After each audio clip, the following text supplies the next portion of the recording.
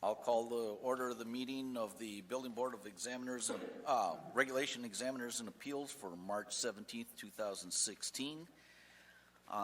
If you have your cell phone and haven't silenced it yet, if you would please do so to keep the disruptions down. Would you call roll, please? Yes.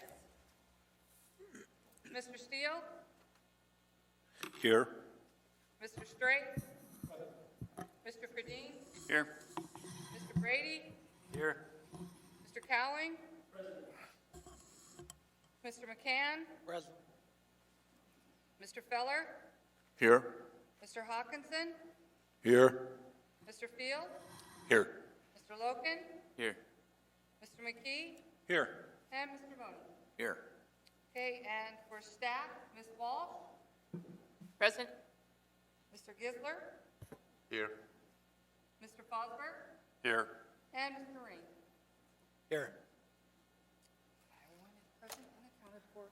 Thank you. Except Mr. Hickle, who said he was Mark him as half and half. when he comes in, right. We've got an agenda before us. I'll entertain a motion for acceptance of the agenda. Mr. Chairman, I move to approve the agenda. Moved by Mr. Steele, Second. by Mr. Ferdine. Any comments on the agenda? Mr. Chair? Yes. Before you start anything that requires vote, we should probably settle the question of whether or not Mr. Brady is eligible to vote at this time. Apparently, he wasn't able to make it down to have the clerk swear him in prior to this meeting. So the question is, he needs to be sworn in to service before he can act. Understand, and I understand Sam was looking in to see if he had that power and authority. Did you find anything? My phone's letting me down. Sam Severn with Municipal Attorney's Office. Here to try to help with some of these curveballs. That was one that I didn't anticipate. My thought would be, because I have the packet, that's the orientation packet from last time I came here for an orientation, and there's a written form of the oath that says that you've done necessary ethics disclosures and that kind of thing, and it tells me he's done that. This is totally off the cuff, but I would think if both the municipality and the party appealing said, sure, it's okay for this hearing, that I don't really see what the problem could be then. Whether it's, you're technically supposed to have had the oath or not, I don't see how anybody could really complain about it if both sides just said, sure, for tonight's hearing, he's free to participate. Is that acceptable to the municipality? Sam is the municipality. So I think we'd consent to it. I'll take that as a yes. Is that acceptable to you, Mr. Bender? I'm not sure I understand. Vote on what? CBE has not been sworn in by the municipal clerk yet. But he's acting as part of the board? He's been accepted to the board and just hasn't gone through this formality. Yeah, that would be acceptable. That would be acceptable. That gives us one more person to be on the vote, and I appreciate that. Any other discussion regarding the agenda? Hearing none, I'll accept the agenda. We have a set of meeting minutes from February 18th before us. I hope everybody's had a chance to take a peek at those, and I'll entertain a motion to accept those.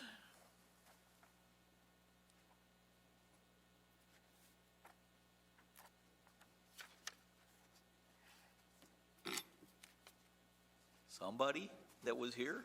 Motion to approve. Mr. Loken? I'll second.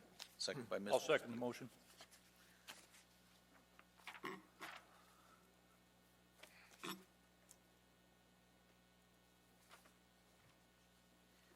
Any comments regarding the minutes?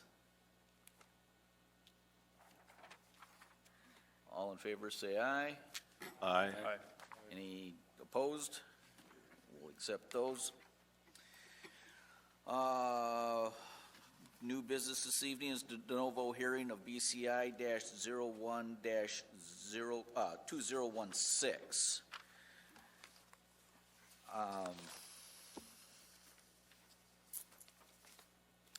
Regarding Otis Elevator and an interpretation before the municipality regarding labeling of elevators. Very brief. This is a discretionary de novo hearing.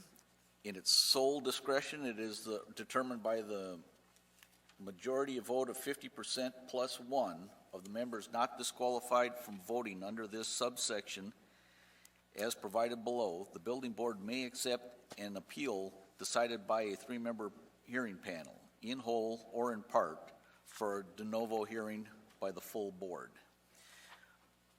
Otis has requested the full board look at the decisions made by the three-member panel, and I'm trying to find the date of that particular meeting. The first three-member panel meeting was January 28th. January 28, 2016. Correct. Thank you.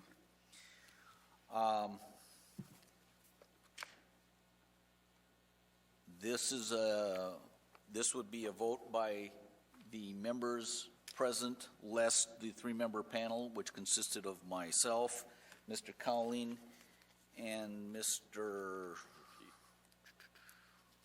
Help me with the name real quick. Mr. McKee. Yes, Mr. McKee. The decision to accept and hear is based solely on the packet that you've been presented prior to the meeting. There's not a testimony that happens with that, or presentation by either the municipality or the appellant at this time. Based on that, does everybody understand the rules per se? Mr. Chair? Mr. Steele? Straight. Straight, excuse me. Bill? Can I request clarification? My understanding is there's potential change in the language that has or has not been voted on. Can I just understand, what is the status of that change and specific to the voting on de novo? There is a change in the statute effective April 1. So as of March 17, we are still under the old statute. So we need 50% of the seated board plus one. So we determined that was... Minus the three. Right. So we have, Right. we do have 15 members. Last time we determined we needed 8. So we have, how many present did we count? Including Mr. Brady? 13. Less 3 is 10. So we got to get 8 votes to rehear the de novo. Does that clarify that?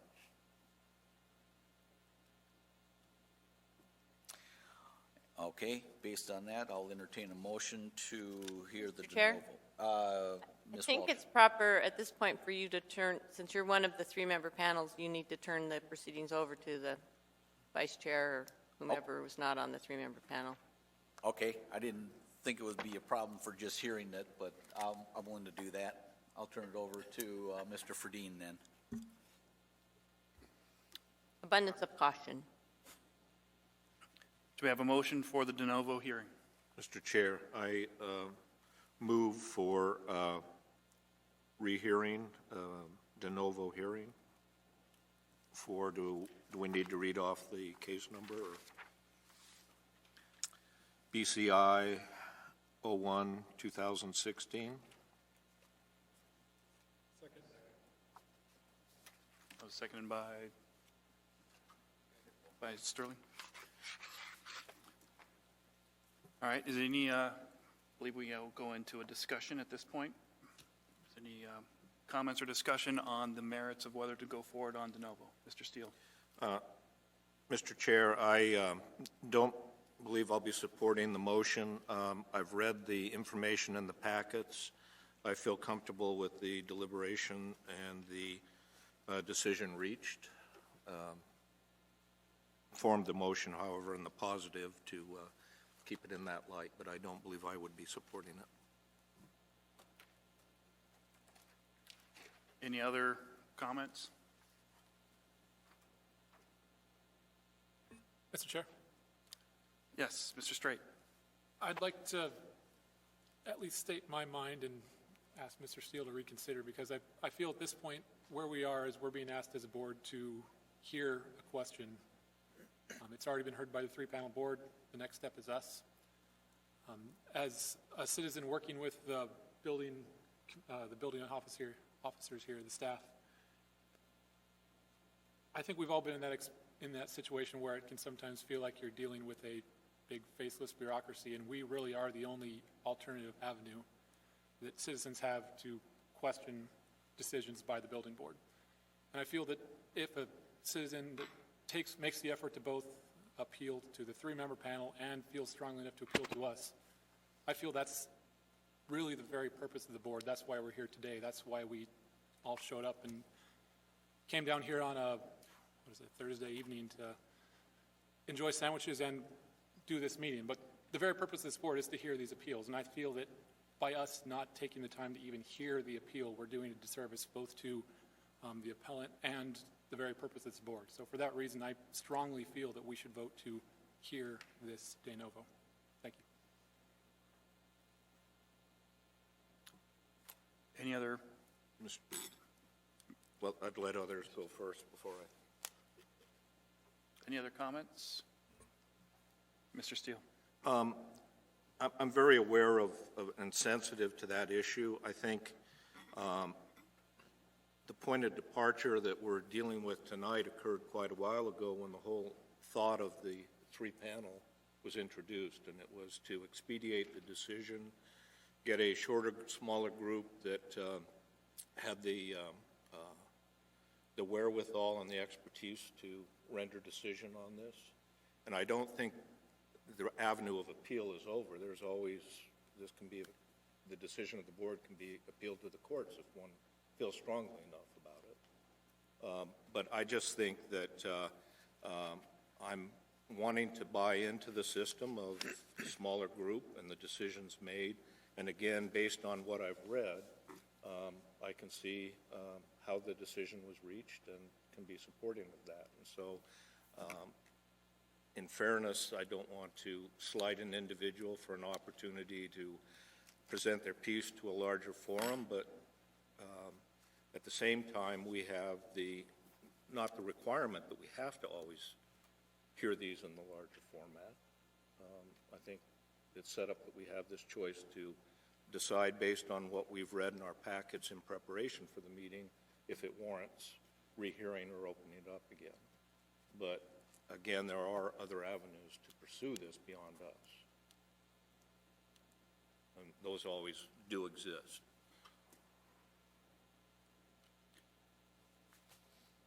Royal? Yeah. I guess I've read the same material, and I guess I feel that the appellant does need to be heard.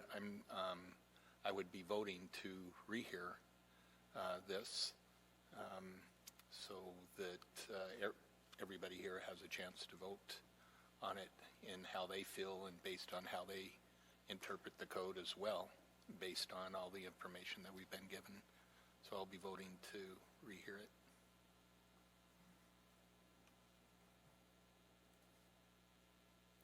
Any other comments? All right. Seeing none, could we have a roll call vote, please? This would be in favor of the de novo rehearing. Mr. Field.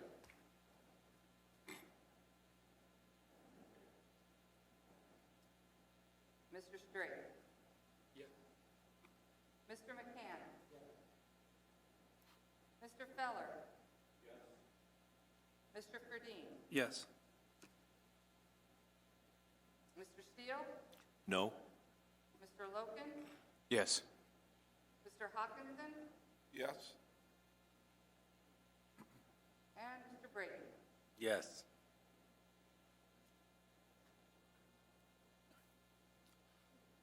Relinquish the gavel or responsibility over back to the chair.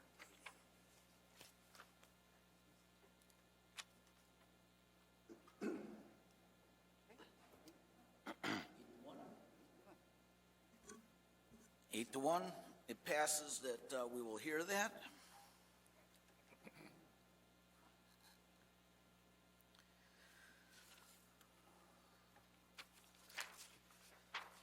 Rearrange my mind here.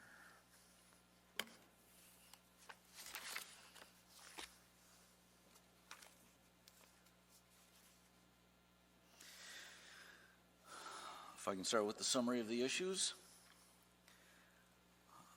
This is a handout that was in our packets with 7 bullet points on a municipality letterhead.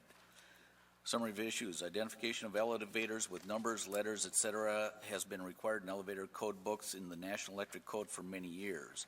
The various code additions have changed. Mr. Chair? Yes, sir. Just a point of order. Staff's supposed to present the case. I thought last time we asked this be presented. Basically, I just read the summary of issues, but it is a staff presentation. Okay, I'll turn it over to you. Okay. Yes, this case came about as a, Mr. Chair, do we need to swear in the witnesses? yes, Yes, we do. yeah. Good point of order. Good point, thank you. If everybody would raise their right hand, do you promise to tell the truth, the whole truth? If so, answer I do. I do. Thank you. We missed those guys. Did they? They got to say I do. That's for people that are presenting, not to the board. It's been a long day. Thank you for having that, and I missed it. Okay, Okay. Ms. Walsh. So this case came about in response to an interpretation made by me regarding the question of whether or not when a new elevator is installed and it increases the number of elevators in a building, there's new labeling requirements, and whether or not that triggers the requirement to also label the other elevators in the building if they're not yet labeled. So the identification of elevators with numbers and letters has been required for many years. Various code additions have changed the basic requirements for when numbers to occur and the location of where those numbers are to be placed. For new construction projects, until the A17.1 2004 elevator code numbering was required on certain components, until that code, numbering was required on certain components when there was more than one elevator in a hoistway or machine room. For new construction projects, the same code, the numbering requirements expanded to include each elevator in the building. The A17.1-2010 elevator code expanded the identification requirements even more to not just new construction, but also for 3 types of modernization projects. Development Services has interpreted A17.1-2010 to mean that any new installation or modernization project triggers the need for all of elevators in a building to be numbered, not just the elevator that's being installed or modernized. So, key point, triggers the need. Development Services has noted the building owner is responsible for ensuring the numbering of other elevators occurs in conjunction with the new installation or modernization, whether the task is done by the contractor doing the new installation or other persons associated with building maintenance. So the interpretation was that having the new installation does require that the other items happen, though the interpretation was not specific or allowed leeway as to who had to do that numbering, but just that it had to happen at the time of the new construction was being carried out. And the appellant disagrees with this interpretation.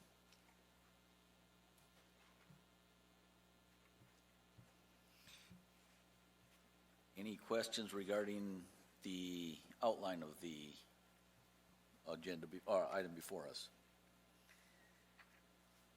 Hearing none, Just one question. Oh, Mr. Steele. It's been presented that all of the packet information we received was what was available for the three-panel hearing.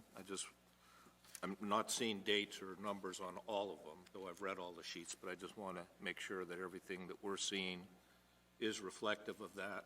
And then maybe during comments afterwards, we can talk about putting dates and numbers on sheets. Correct. The packet that you have is the same information that the three-member panel received in their original packet, and then at the hearing, an additional material was presented by the appellant, so that was also part of the original hearing on which the three-member panel based their decision. So you have the same items, no more, no less. Thank you.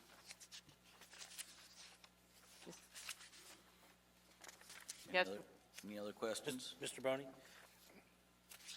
Mr. Culling? We did have access to the complete ASME code That was provided to us during the, during the hearing. We hearing, had that, yes. which was helpful, and I believe it's here tonight as well. Correct? We don't have it? May I speak? yes, Mr. So all of the copies of the code sections that are applicable to the appeal are in the packet. I didn't bring a code book. I don't know if anybody else did. It was helpful for us that night because we could see how the code was arranged and not just in excerpts, Right. is how we used it. So, question for Ms. Klender. We had that here at the last de novo. It's not here tonight? No, I asked Kurt at the last meeting to bring it and make sure that we brought it again. Our last elevator.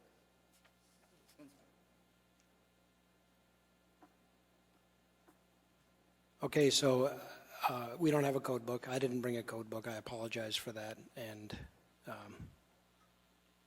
yeah, I'm not, I mean, if it's, if it's needed, we're not far from getting one. There's always that. It's right down at the building safety office. So it's not far. If anyone wants to wait, I could certainly go get that. But Mr. there's Chair? not one in the building that I know of. Ms. I would offer that we could suspend this portion of the hearing while he goes to get the code book, because I think it should be here because it was used as a reference prior. We can cover the staff reports and some other things and come back in 15 minutes, 20 minutes that it takes him to make the round trip. Acceptable, Mr. Bender? I'd like, First of all, I would, Mr. Chairman, thanks for allowing us this opportunity. I'm not aware of the packet that the board has because my presentation testimony at the three-member panel hearing, nobody asked me for that. I don't believe I gave you a copy, so I don't think the full board has that. I brought copies of it tonight, but it was, I was never instructed to submit it as part of that hearing. So do you have it or don't you? Of which? Everyone here has your appeal. The- Plus the handout that you gave out. Can I see a copy of it? Yeah, the packet's in front of you there. And then this is what you handed out that night. Yes, they do.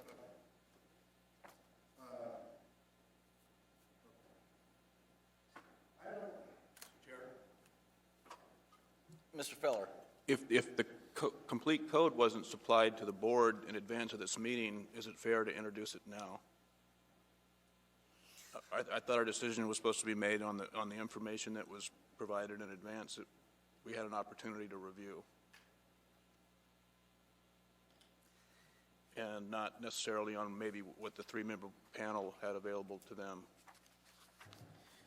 Mr. McKee, do you remember anything that was in that rest of the code that was germane to our making a decision that isn't provided in the package that we have with the one or two excerpt sheets? No specific information, only that we were able to see the,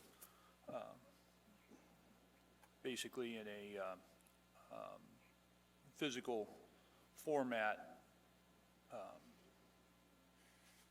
the different parts of the code that's mentioned in what we have in the excerpts here. Mr. Collin, do you remember anything outside the sheets that we have? I don't remember specifically, but it helped me to understand how that the sections were referencing back and forth. And just based on my code knowledge, I'm a little leery whenever I don't have a complete code book and I'm just reading excerpts, because the way things reference and how that the paragraph, the chapter is defined in front of that sometimes has great bearing on the meaning. And in this case, it gets referenced around, and we can present that to how that it works, and I think it just helps to see the complete picture. If you just look at the excerpts, it changes the picture a little bit, but I think we would be okay with this package, and I don't see any great problem with it. I think we can explain it out with this, and I think it's okay. I just wanted to mention we did have the complete code book when we did it before. Mr. Chair? Mr. Field? I guess that I couldn't agree more. I mean, maybe with 3 people, if you had a code book and you're sitting there up at the table looking at it, but for 11, 12 of us here, I just think that that's not necessary. And they've already indicated that while it made a little bit of difference, I don't think it's going to make a difference in my decision.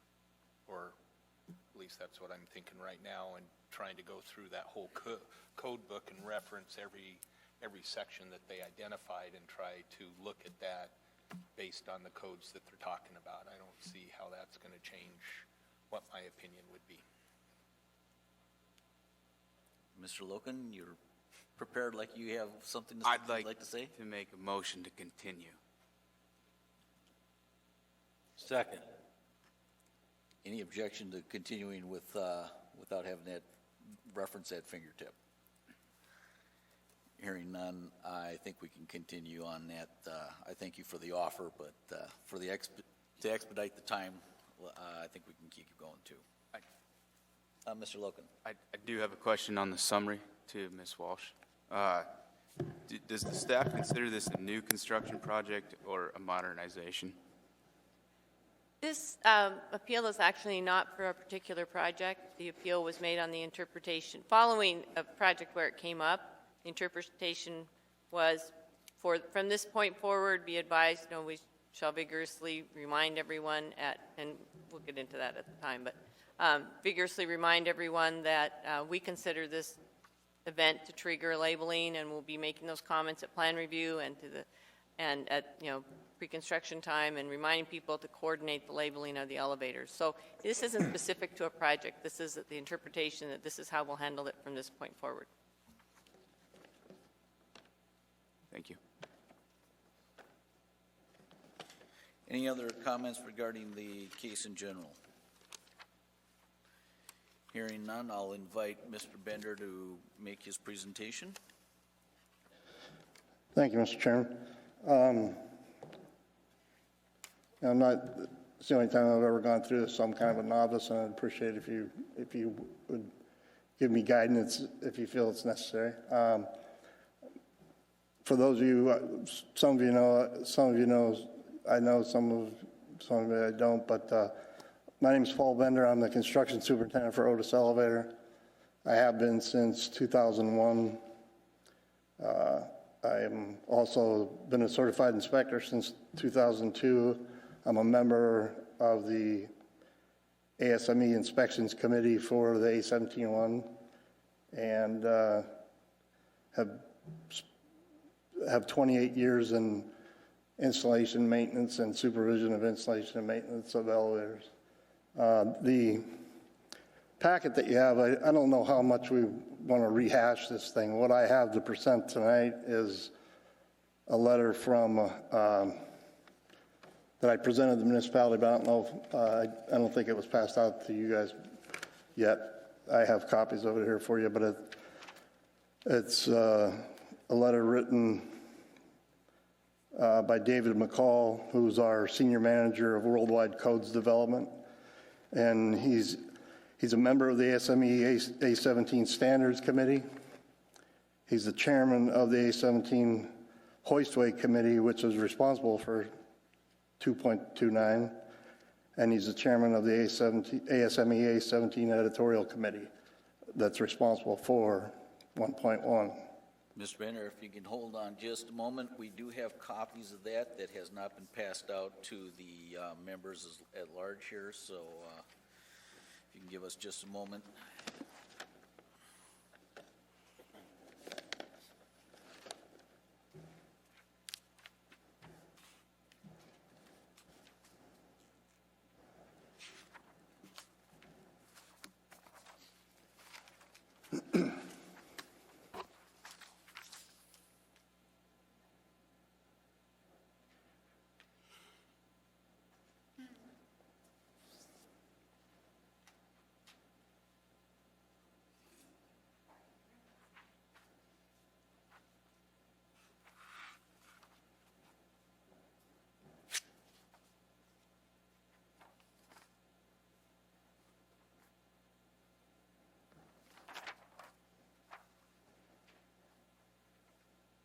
Mr. Chair, could I ask a point of order? Or Mr. Steele? process here? At this point, is it appropriate that now it's before the whole board again for new information to be presented? Or is it again based solely on historical? It's for us to accept as new information being presented to the board. I'm wanting to be fair and I want to be upfront, but again, if we're supposed to be basing it only on the information of the original appeal, is this not new information? I just want to get a rendering whether this is appropriate or not before we act. Mr. Chair? Ms. Walsh? And Mr. Severin can chime in on this. We had some discussion when the letter was submitted as to whether or not to include it with the packet tonight, but this is de novo, which means of new, which means you're starting all over. So your decision on whether or not to hear, or basically in the first go-around where you're deciding whether or not to rehear it, you were deciding if you felt the three-member panel's decision needed a second look for whatever reason you might think that decision, warranted a second look. So you've made the decision, yes, it does. Then it's de novo, of new. You're starting over, and we start from ground zero, and both sides can present new things. Isn't that correct, Sam? Yeah, I would agree with that. I mean, if you were appealing in the court system, you would never get to bring in something new because that's not what the judge had before. But in this, I think because it is de novo, like Sharon described it, I think it's appropriate, but probably something to make a quick motion to accept it, or something. You've acknowledged that it's an issue. So. But I think it's reasonable to accept it.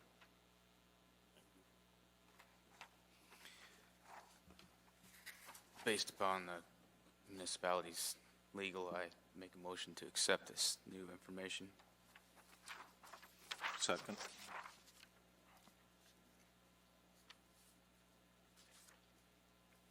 Okay, we got a motion to accept and seconded. Any discussion? Any objections? Hearing none, we'll accept that as additional information. Mr. Bender, you may continue. Would you like me to read this, or you just want a chance to read it yourselves? Or? I think just hit a highlight if you would, please. Right. So the gentleman and Mr. Ryan's aware of this gentleman's credentials, right? He's really the highest up we go in North America for Otis Elevator as far as codes and standards go, and his belief is that the recent decision regarding the requirements of 229.1 have been interpreted incorrectly by the municipality. And then there's, again, several times the sections 1.1.3 and 229.1, the gist of it being that 1.1.3 says Section 2 applies to new installations only, which is new elevators. And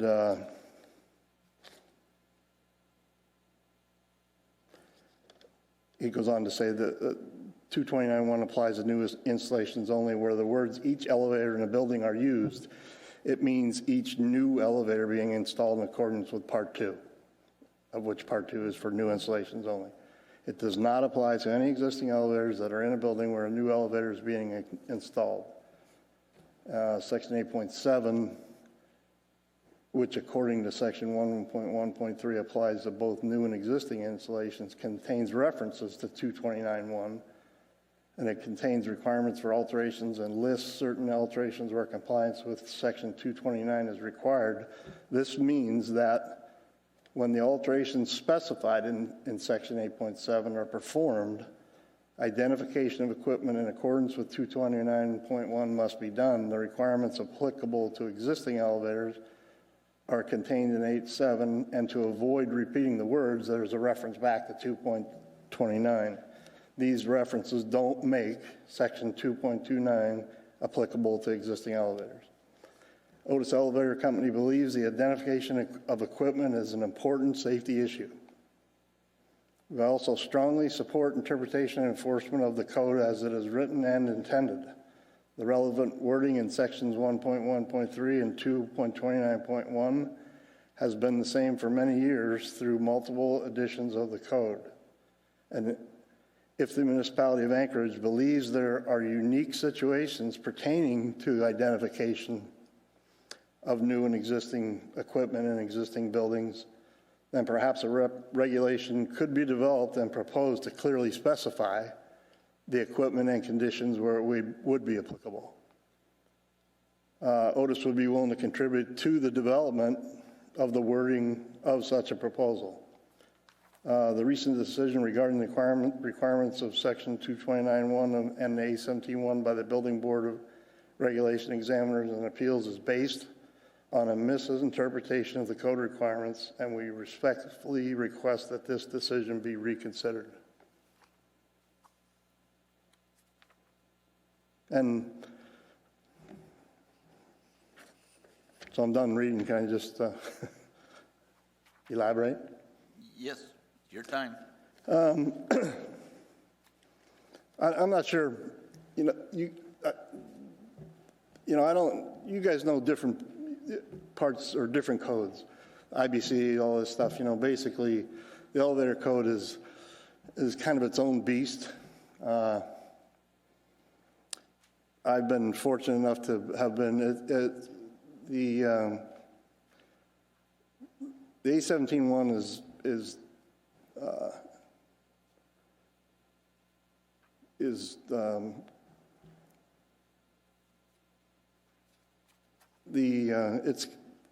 it ends up being a code because of volunteers that from various parts of the industry. There's representatives from the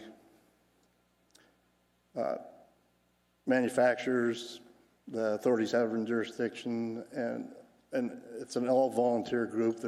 It's really an interesting procedure.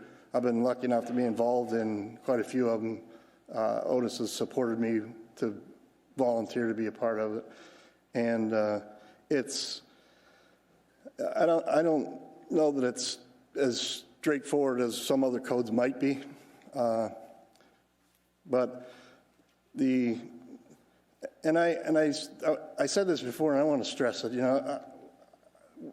We can't confuse what someone might think is a good idea with what the code requires.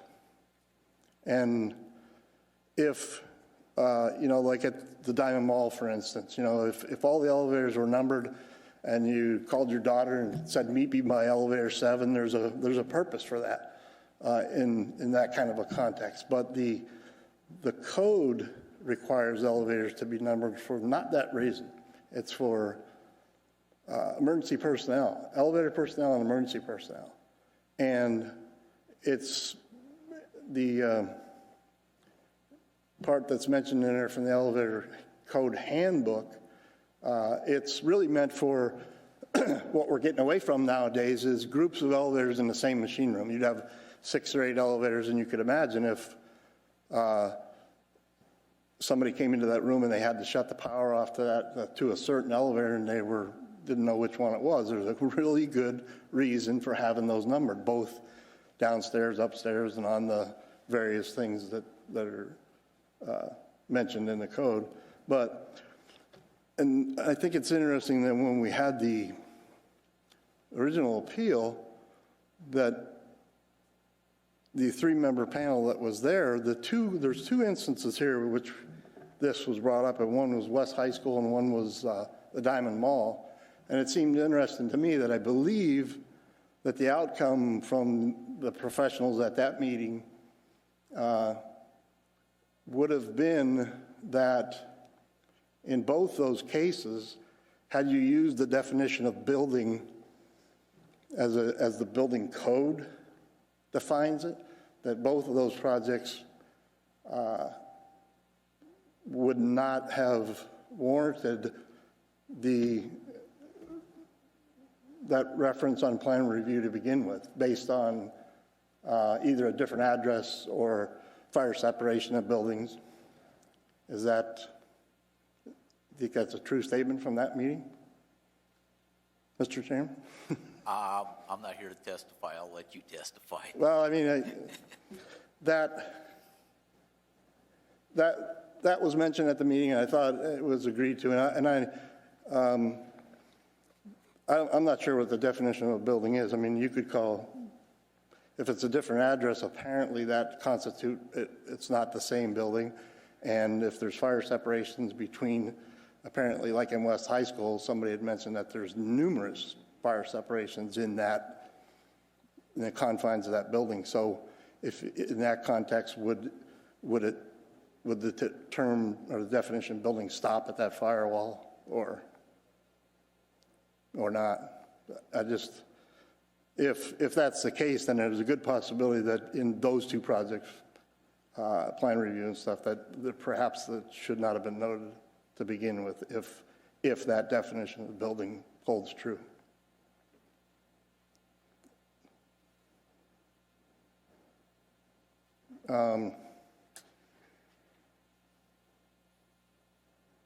My issue with this is that to me, from the get-go, the code's clear. Section 229.1 is for new installations only, because 1.1.3 says that.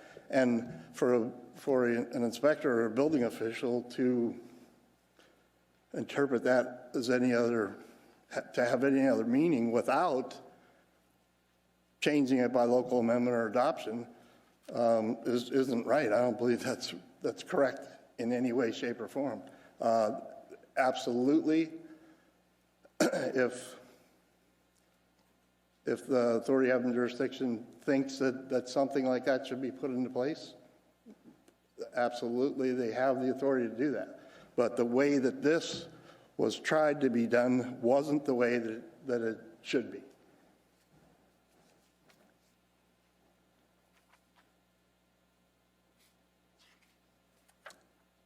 I mean, this is obviously, I feel this is important for the structure that we have in place.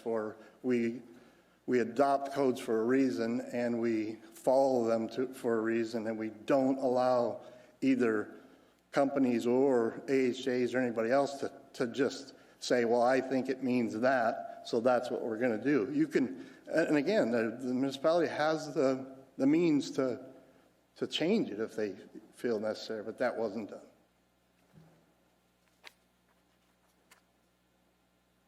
And it's really part of the original testimony. You can imagine how tough it might be in a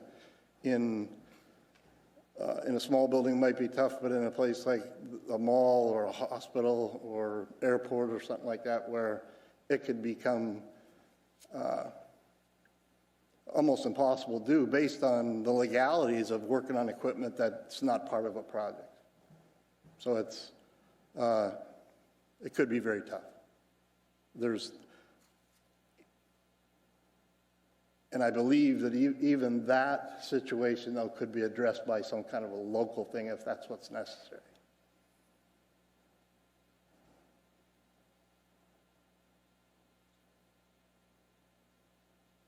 if anybody has any questions, I don't, I don't know what more to say. Mr. Field? Yes, Paul. So what dog does Otis have in this fight? I mean, obviously it doesn't affect you at all. I mean, you go in, you do a building, you number it. So why is Otis out here defending this, or when maybe it's the building owners or whatever that should be doing this? Because I don't see that it affects you guys at all. Well, it does affect us when it's on our inspection report and it's a requirement for our company to do. Yes, it does affect us. It ends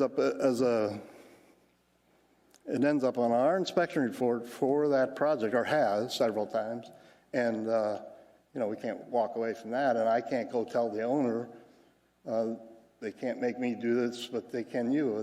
That's not the way. If I'm not responsible for it, yet they're trying to tell me I am, that's really the reason this started. And seriously, most of you are in construction. If you're putting an addition on the building, the legalities of your people or our people working in part of a building that isn't covered under the insurance for the project, it could have big issues. I believe that if the municipality feels strongly enough about this, that there's ways to get it done. But I don't believe that it should be on the elevator contractor. Mr. Steele? Follow up, if I might, Mr. Bender. So you do both projects, I assume, where you're hired directly by the owner to do a modernization or an elevator install. Some you work through a general contractor. Probably more the modernization would be one you'd be directly hired by the owner, correct? Correct. And so with the new work, you'd be working under a general. And so you were talking about you're left holding this. The scenario where you're working directly for the owner, does this come into play, the numbering, or has it in the past? Yeah, I would say it has, but I don't think that it ever got into a situation where there was elevators that we weren't working on, so they would fall under that code. And do you agree that, and I'm with you, I'm kind of from Missouri, you show me where it says this, but do you think of this negatively, of identifying all of the elevators? Do you think it's a bad thing to have them all identified? No. But you feel that it's not your responsibility, and therefore you don't want to pass it on to the owner? No, I don't feel that it's not our responsibility.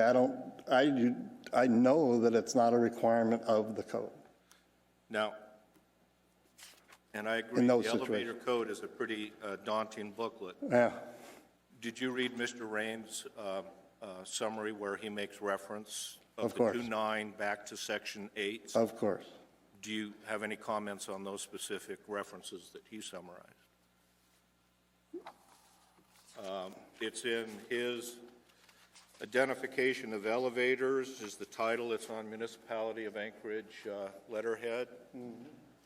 And in the first paragraph, there's reference about Section 2.29 and its applicability in both Chapter 8 as well as new work. Yes, and I believe that was addressed in Mr. McCall's letter here.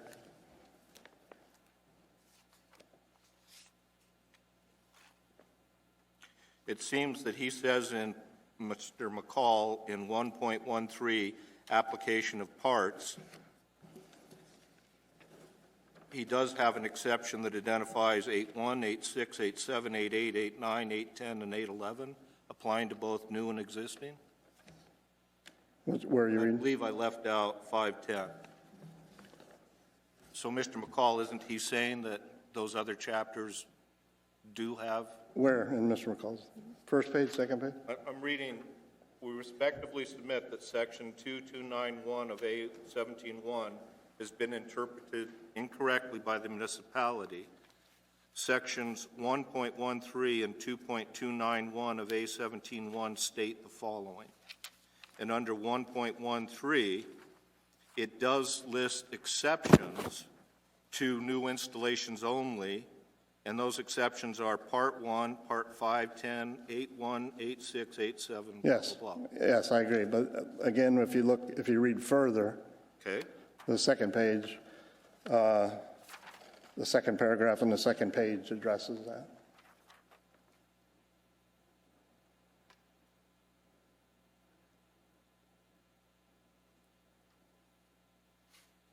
So the only thing that is spoken to here is 8.7.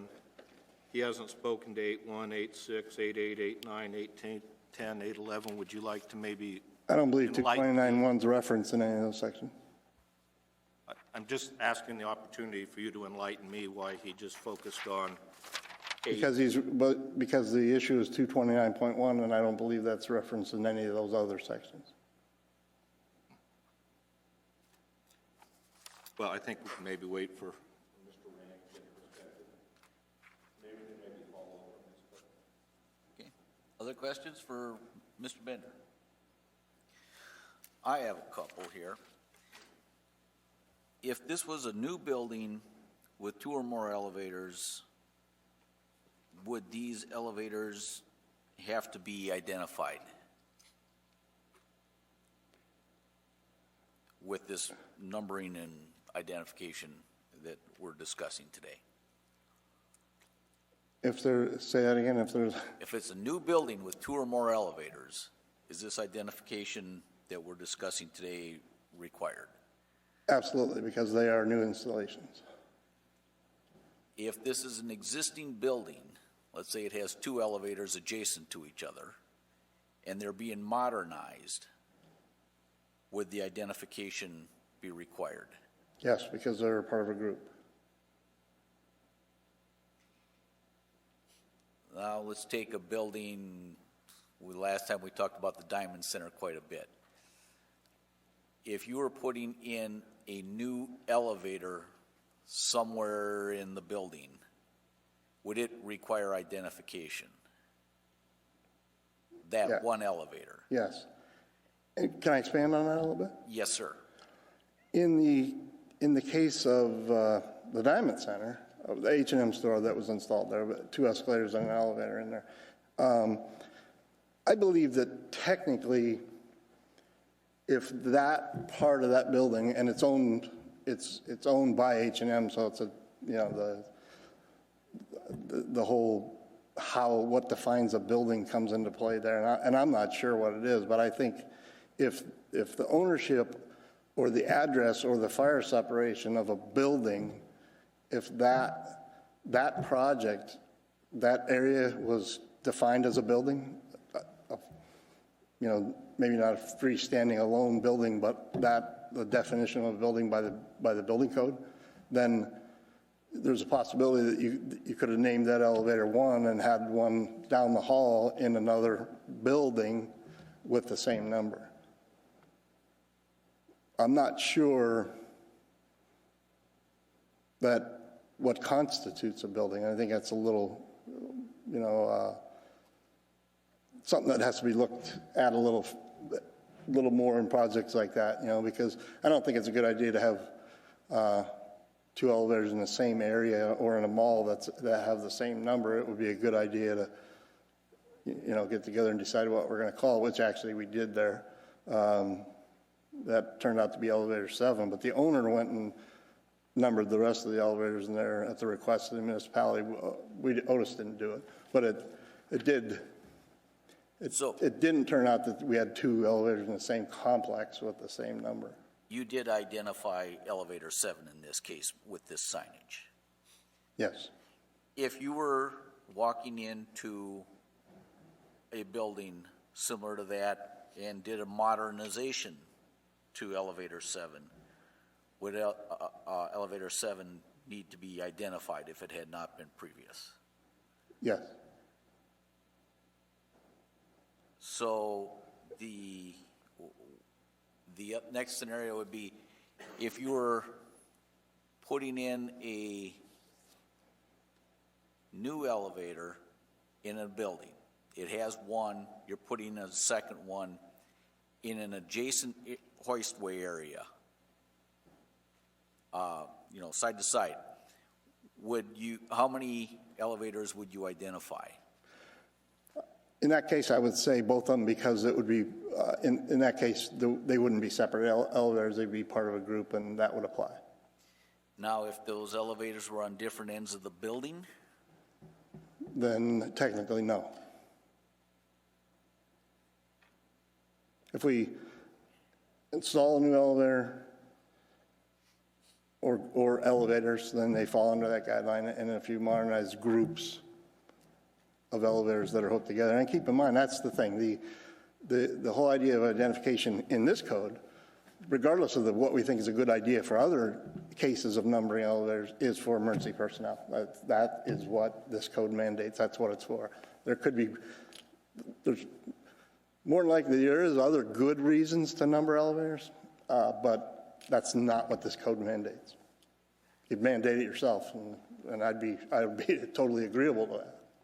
so as I understand it, kind of drawing a conclusion to what you've told me so far, you're kind of limiting it to a group, to a limited area within a building. Well, the elevator code basically defines groups of elevators that are under the same group control.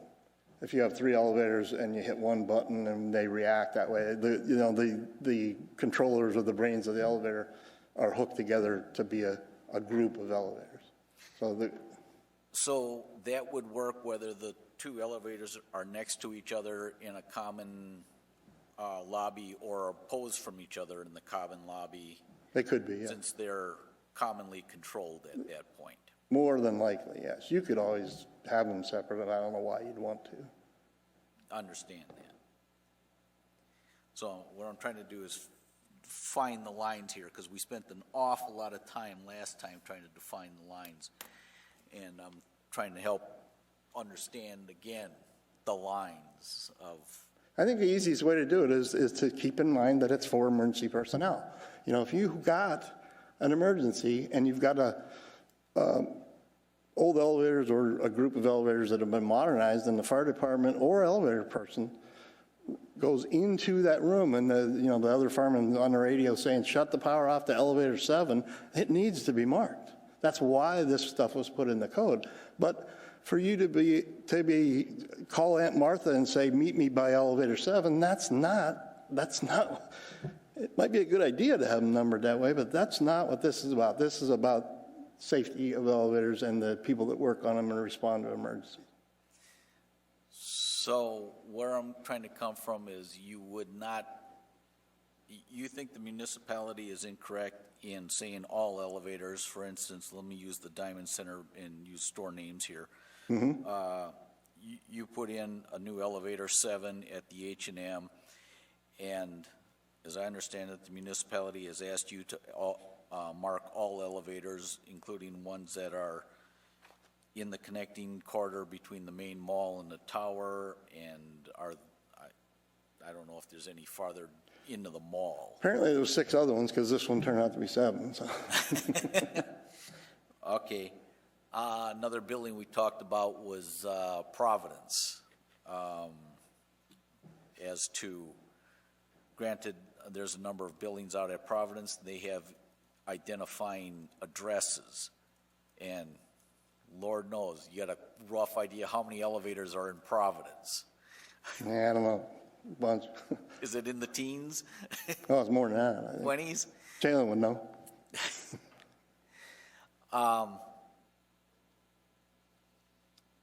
In your opinion, what would be a reasonable call then if you were doing an upgrade or a modernization to an elevator in a building? Well, let's use Providence as an example, or the airport. Generally, institutions like that have their elevators numbered at least where the public sees them anyhow, because there's so many of them for their maintenance people, for their security and stuff like that. Generally, they're already numbered.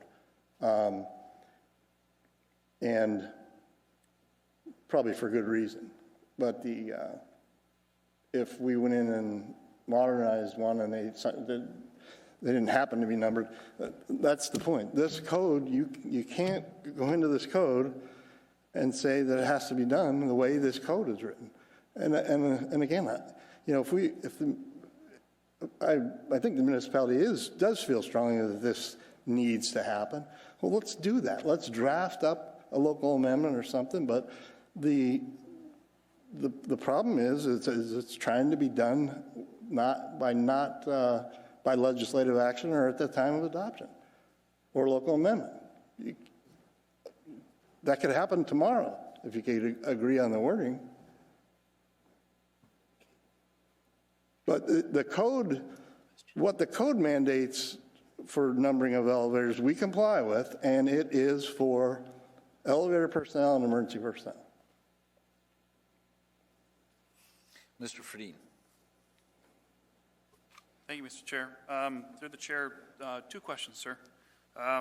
On this letter that you handed out with the Otis, it's got the verbiage for 2.29. There's the categories there, A through I, noting what items need to be identified. I understand the logic that you're saying is that if you have to go to an elevator, to the elevator equipment room, to isolate that, and then the ones I've seen where there's multiple elevators, that you're considering that would be in a group and still need to be individually identified. Can you enlighten us on, are all of these items, A through I, always in this? I mean, some of these items look like they obviously have to be connected to the elevator. Are any of these items remote from that one elevator to where, let's say in this assembly chambers, if one elevator was over there and the other one was over there, to where it said, hey, we need to cut the power to that one or do something to this one over here, are any of these items going to be somewhere else other than at those two elevator machine rooms? Well, that's interesting because it depends if they're new or old. Hallway or something. It depends if they're new or old. Nowadays, the technology, the machine rooms are gone. We don't have machine rooms anymore. The elevator, all the controllers in the wall, the machines in the hoistway. Point of order, please. Who called? Jalen? Do I have permission to speak? Yes, sir. It depends on what elevator manufacturer and what model you're talking about. There are many, many models of elevators out there. The particular model Paul is talking about happens to be their own most commonly installed model right now, but there are many, many elevator companies and many models of elevators with machine rooms, machine spaces, control rooms, and control spaces in a variety of locations. And all of the equipment in A through whatever it was I was just are in a variety of locations. I think you'll get there. I was just trying to give a little insight to it. I wasn't speaking to just ours, and there's manufacturers that aren't in Alaska that have different things, but the thing that comes to mind that would be away from the elevator is the signs that are required on the jams at the main floor. So those are obviously a long ways away from the machine. An MG set, that's a motor generator set. New elevators don't have them. They don't make them anymore. When you modernize an elevator, we throw them away. So those may or may not be there. Those things at the top of the elevator, there's always a top of the elevator, so that would be marked, and that's remote from the room. That's where, in a case of emergency personnel, if the firemen happen to bust the door down and see the number on top of the elevator, they can relay that number to the people in the room, or certainly they can when they're in the lobby. If you're in the machine room, if there is one, the marking of some of the other stuff is really falls a little bit away from the emergency personnel. It's more based towards elevator personnel, so that they don't shut elevator 6 off and go over and start trying to work on the generator on number 5. So it's there's good reasons for both. But If I may help clarify the question, no, that you're asking is, but you can have especially with the hydraulic or roped hydraulic, you can have a remote machine room that can be some distance from the hoistway. You could. And on a hydraulic elevator, there's many of those that are. You were asking? Yes, and That's what I was- one of the other items you had mentioned was that a firefighter going into a mechanical room could get disoriented on where exactly the elevator is that they are looking for. That's what I was getting at, was is there a possibility of an emergency responder getting disoriented about which elevator? If they're in a group, it seems to be everything's in that room, but if they're like the H&M one, Well, and disoriented would be kind of difficult, and shutting off one across the building. yeah, most of the time when if they're in a room, that's why they're numbered, because there's a group and you could get confused. But you were asking about identification remotely, and there would be in a case of on the door jamb or on top of the elevator or something, but perhaps for different reasons. Okay, thank you. The other question I had is, Mr. Burnett, in his email back to you, had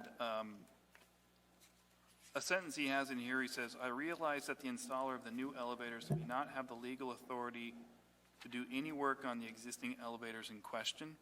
And I'm mechanical. I'm not an elevator guy. Can you enlighten me on how completing the, because as you mentioned, whether or not this becomes a policy and what the code currently says, if they do go forward with the policy, you said there's ways around that. Can you, I'm concerned that by this statement, why couldn't the numbering system be added by Otis or another person to somebody else's elevator? They talk about the liability of of putting numbers on another person's equipment and how that might create issues. Well, West High School, for example, we installed a new elevator in there, and there was a number of other elevators in the existing school that are maintained by a different company. And most elevator companies have clauses in their maintenance contract that you can't hire somebody else to perform work on it for good reason. So you don't want to have your, elevators are pretty dangerous things, really. I mean, we go through a lot of training. You can't just, pick up a card and go start working on. But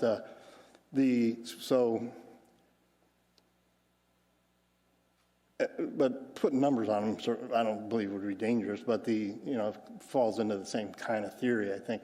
But the main thing is that insurance-wise, for that project where that was with Cornerstone, I'm not a lawyer. I don't know how insurance works or whatever, but we present insurance for this project, and then somebody's trying to tell us, okay, you go down to the rest of the building and do something, and there's already been suggestions in Sharon's letter and stuff of how to accomplish that and not burden the elevator contractor with it. So I think, again, I'm not opposed to it, and I think there's been some good suggestions of how to accomplish it, but it would need to be done up front in plan review and stuff.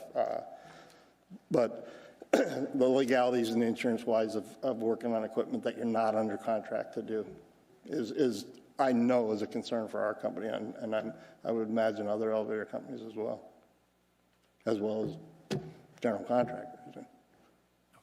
Thank you very much. You're welcome. Mr. Did it again. Straight.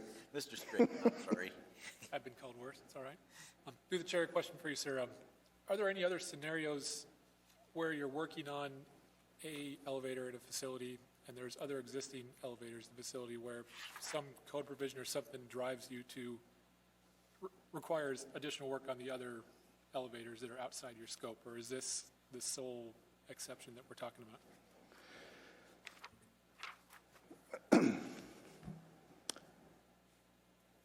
I can't imagine where we'd be performing work that was outside of our scope. I mean, if it wasn't in our scope, we're not legally allowed to perform work our safety policies and our insurance and everything would not allow that. If work on one elevator required interacting with the other elevator, then it'd be part of the scope. I guess to clarify my question, it goes beyond just the scope. Usually, well, in a project you have your scope is pretty concise, but the case we're looking at, due to regulatory requirements from the MOA, you're being given additional scope. So are there other situations from regulatory, from the inspectors? And I'll ask the same question, or you could speak to it when you do your testimony, but are there other situations where something requires the other elevators to be updated? Or again, is this the only situation? I mean, if there's seismic issues, the other elevators are outdated or anything like that, or are we on kind of a one case here? There are requirements that if you're going to perform work on an elevator that's part of a group or something, that you would have to do the same thing to the other one. You couldn't take one elevator and bring the fire service of it up to code and leave the one across or the one next to it not. And most generally, it would be because it was part of a group definition. I don't. Maybe Taylor might think of an example, but I can't really think of any that would be where we'd have to go perform work on something that wasn't in the scope. Thank you. Any other questions for Mr. Bender? Mr. Steele? One last question, Mr. Bender. Certainly. If you agree if you were working on a pair or a group that you would be a new elevator, you'd be required to put this numbering system on. How would you go about, if there were 7 other elevators in the building, how would you go about establishing your numbering system? That's not defined. I think it would be a consensus between the owner. So you could make your elevator number 1, and there could be a number 1 over there. And by code, you'd be right, is what I'm hearing. Like I said earlier, technically, in the case of the mall, you could. I wouldn't do that. I don't know of anybody that would, but that would require interaction with the AHJ and the building owner to make sure that we don't have I'm trying to get into scope here. It's your scope to number the system. How would you go about numbering that system, knowing there are 6 other elevators that you have nothing to do with? Me, myself, I would find out what the other elevators were, get a consensus, decide to call them X and Y, get a consensus with the AHJ and do that. So the decision would be between the municipality and you and the owner? Or? Yes. I mean, I would like to think we'd involve the owner because we don't want to call it something he doesn't like. There's new elevators that are defined by alphabetical and not numerical, so there's it doesn't have to be a number. Thank you. Mr. McGee? In 2.2.91, it does specify in buildings with more than one elevator, each elevator in the building shall be assigned a unique alphabetical or numerical identification. So by that wording, you wouldn't be able to duplicate that number. Thank you. Other questions for Mr. Bender? Hearing none, thank you. And I'll let the municipality have an opportunity to make their presentation. Right, Thank you. Thank you, Mr. Chair. I'd like to first focus on the context of this interpretation. Again, this is an appeal of an interpretation made by the building official. So I would like to read a short paragraph from the Administrative Code, 2310-103.3, Powers and Duties of the Building Official. In general, the building official is authorized and directed to enforce the provisions of this code, to render interpretations of this code, and to adopt policies and procedures in order to clarify the application of its provisions. Such interpretations, policies, and procedures shall be in compliance with the intent and purpose of this code and shall not have the effect of waiving requirements specifically provided for in this code. And that is precisely what occurred in this case, making an interpretation of the code. Then I'd like to direct your attention to the page 1 of 9 of the appeal, or it's the first page after the appeal form, and it's the email that generated the issue in the first place. And Mr. Bender was copied on an email. Well, it was addressed to Mr. Bender to clarify the interpretation that came up with the West High School. And I'd like to give you a little context of what was going on there. There was a new elevator being put in at West. The question of labeling came up. The inspection said the other elevators haven't been labeled. This needs to be taken care of before we can sign off this project. So we are working with the school district. The owner of the building said, guys, we need to get the other elevators labeled. Mr. Bender's company was not inclined to address other elevators other than the one they were installing, which is fine. Our conversation is with the owner, who's ultimately responsible for completion of the building permit. Now, contractors may pull a building permit, but the owner of the property is ultimately responsible for that work being done, or for that permit being fulfilled. So working with Randy Ribble of the school district, Randy said he was willing. He said, look, I'll have our other maintenance guys or our other maintenance companies, I'll commit to this date certain to have the other ones labeled. We said, okay. In that, with that commitment, we'll, on this basis, sign off the conditional certificate of occupancy and let you go ahead. But it brought up that this was the second time this has came up. The last time was on the Diamond Center. So that was the reason to, in the email, confirm the interpretation that installation of a new elevator does trigger labeling for all elevators in the building. And Chandler will speak to the technicalities of how we get to that interpretation, and I support that interpretation in a moment. But note what that I said. From here forward, this interpretation will be rigorously noted at plan review, and all design teams will be expected to alert owners and contractors that labeling must be coordinated as part of the project, whether it is done by the new elevator installer or in concert with other elevator maintenance companies that may have maintenance contracts for previously installed elevators.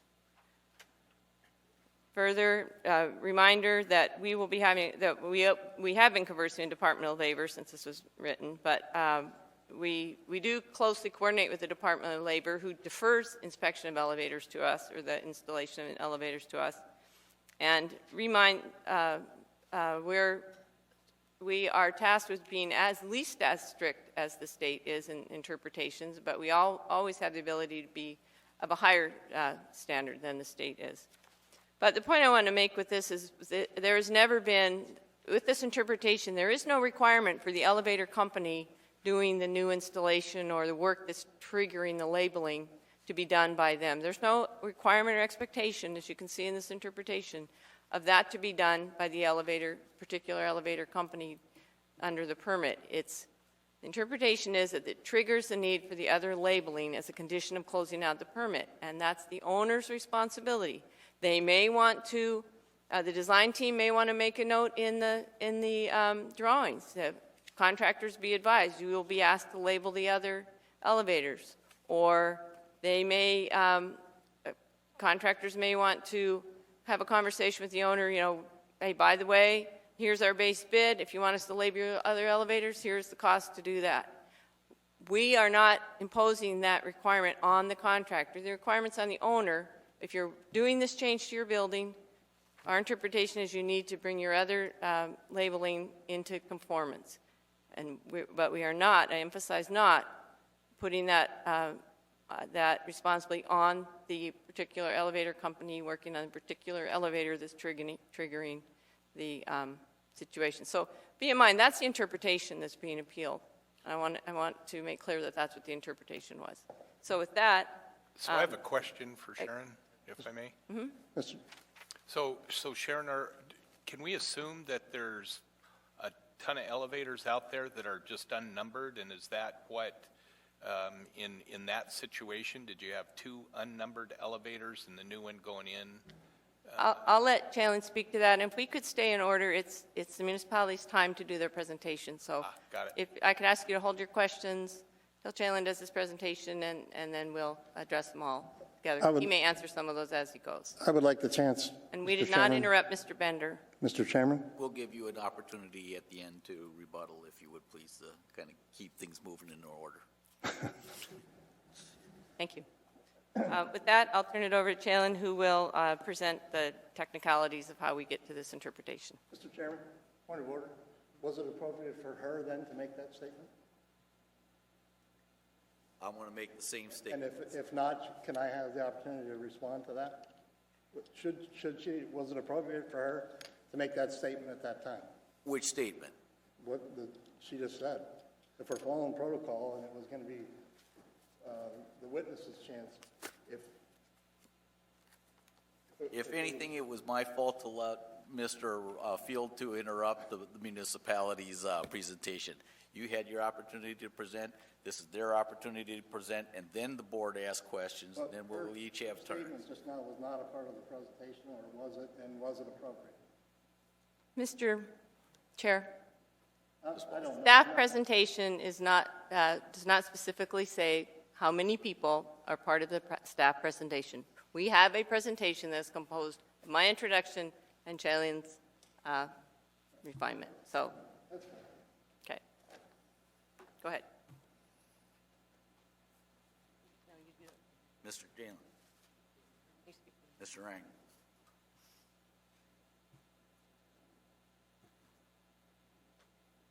Okay, hello. My name is Challen Ryan. I'm one of the city elevator inspectors and the one who's been most involved with this. I'm the one that drafted the letter that I'll refer to first. If you can all turn to that, it's in your packet from us that Tana sent you this week. And the letter is called Identification of Elevators. It's in bold at the top center. So just to kind of give you some background on identifying elevators.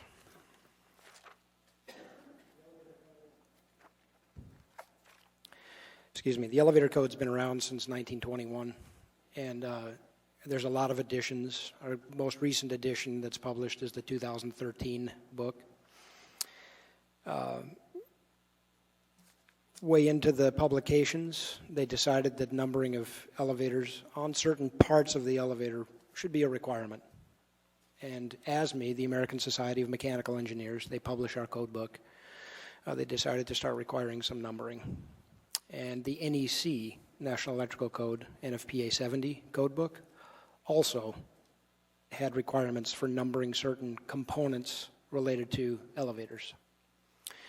Way back in time, it used to be for just multiple elevators and a hoistway, and a hoistway is the shaft that they move up and down in, or multiple elevators that had equipment in a shared machine room. And later on, there were code additions that decided to expand that and not just number elevators that shared a common hoistway or machine room, but all elevators in a building needed certain numbering. Early on, they only had a few things numbered. Kind of interesting. Sometimes just the main three-phase power disconnecting means that turns off power to the elevator in the machine rooms. And another one or two items like the machine itself or an overspeed governor for that particular elevator. It's hard to tell which one it's for. So they would just have you number a few things with A, B, and C, or elevators 1, 2, and 3. And then as they expanded that, they decided to start numbering the car operating panels. And when you stand in an elevator and you face the button panel, that's called a car operating panel. They wanted that numbered. And then they started wanting the car top numbered. So when elevator personnel are working on top of an elevator and you have another 2 elevators in the building or another 60 elevators in the building, you'd know which elevator you're on top of. And if you communicate with somebody up in a machine room somewhere or a control room, whatever it is, then you could communicate, hey, I need you to turn off this particular circuit on car number 67, or I need you to do this on the governor for car number 8, or whatever.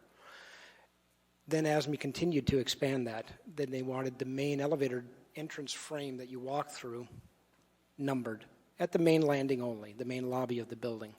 That's pretty new. That's only been around a few years now where we had to number the main jams. You'll see that right outside here on these new elevators. So they keep expanding numbering. And they also, in the most recent edition of the code book that the state and the city have, the 2010, they expanded it not just to new elevators, they expanded identifying elevators to 8.7 in the code book, which is the alteration section. That's not new construction, that's alterations is 8.7. So several locations in 8.7, as I indicated in my letter, reference you back to 2.29. And 2.29, as you're aware, is the series of things you number, the series of things you identify. So now, not just for new construction, but when we modernize, and there's a variety of modernization type projects that require identifying all of these devices on an elevator, whether it's being modernized or not. Because when you do these modernization projects, and then they refer you to 2.29, 2.29 immediately expands itself. Like Preston read, it indicates that each elevator in the building shall be provided with a unique alphabetical or numerical identification number, and the following items will be written on, and then you have a lot of pictures of those. So I agree with Paul 100%. It is for emergency personnel. Oftentimes, elevator personnel are emergency personnel. They respond to entrapments. So does the fire department. When people are trapped in elevators, both respond. Typically, whoever's gotten a hold of first shows up.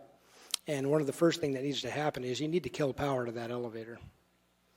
And now we have all these different types of elevators, some with machine rooms, some with machine spaces, some with control rooms, some with control spaces, some with all of these devices in the hoistway, some with these devices in the hoistway and a control room and a machine room down the hall. It gets pretty confusing pretty quick. And as you turn around in a building, and especially under pressure, doing the right thing on the right elevator could have, or doing the wrong thing on the wrong elevator could have drastic consequences to yourself or the riding public or whoever is underneath it on top of it working on it. So the identification is for safety of people working on it and people responding to emergencies, elevator and fire department. So further in this letter, I made it pretty clear that we don't just apply this to existing elevators. Yes, it would be nice to go number all existing elevators, but we don't do that. The only time we apply numbering is when new elevators are built in a building and there's multiple elevators. And the new code says number them all the elevators in the building. And we have that done. We're never a part of deciding what the number is. That's always the owner and the elevator contractor. It's either going to be ABC 1, 2, 3 or something like that. Sometimes they have great big long numbers like EB04 or EB07, but it's up to them, whatever they want. So new construction, they're numbered. Then the code book, if you do several types of modernizations in 8.7, refers you directly to 2.29, which again says number them all in the building. So only during those types of projects do we apply this. We never just go out to an existing elevator and say number it because you have 10 in the building. When we do our periodic inspections of existing equipment, and a lot of you are aware we walk around and we do that.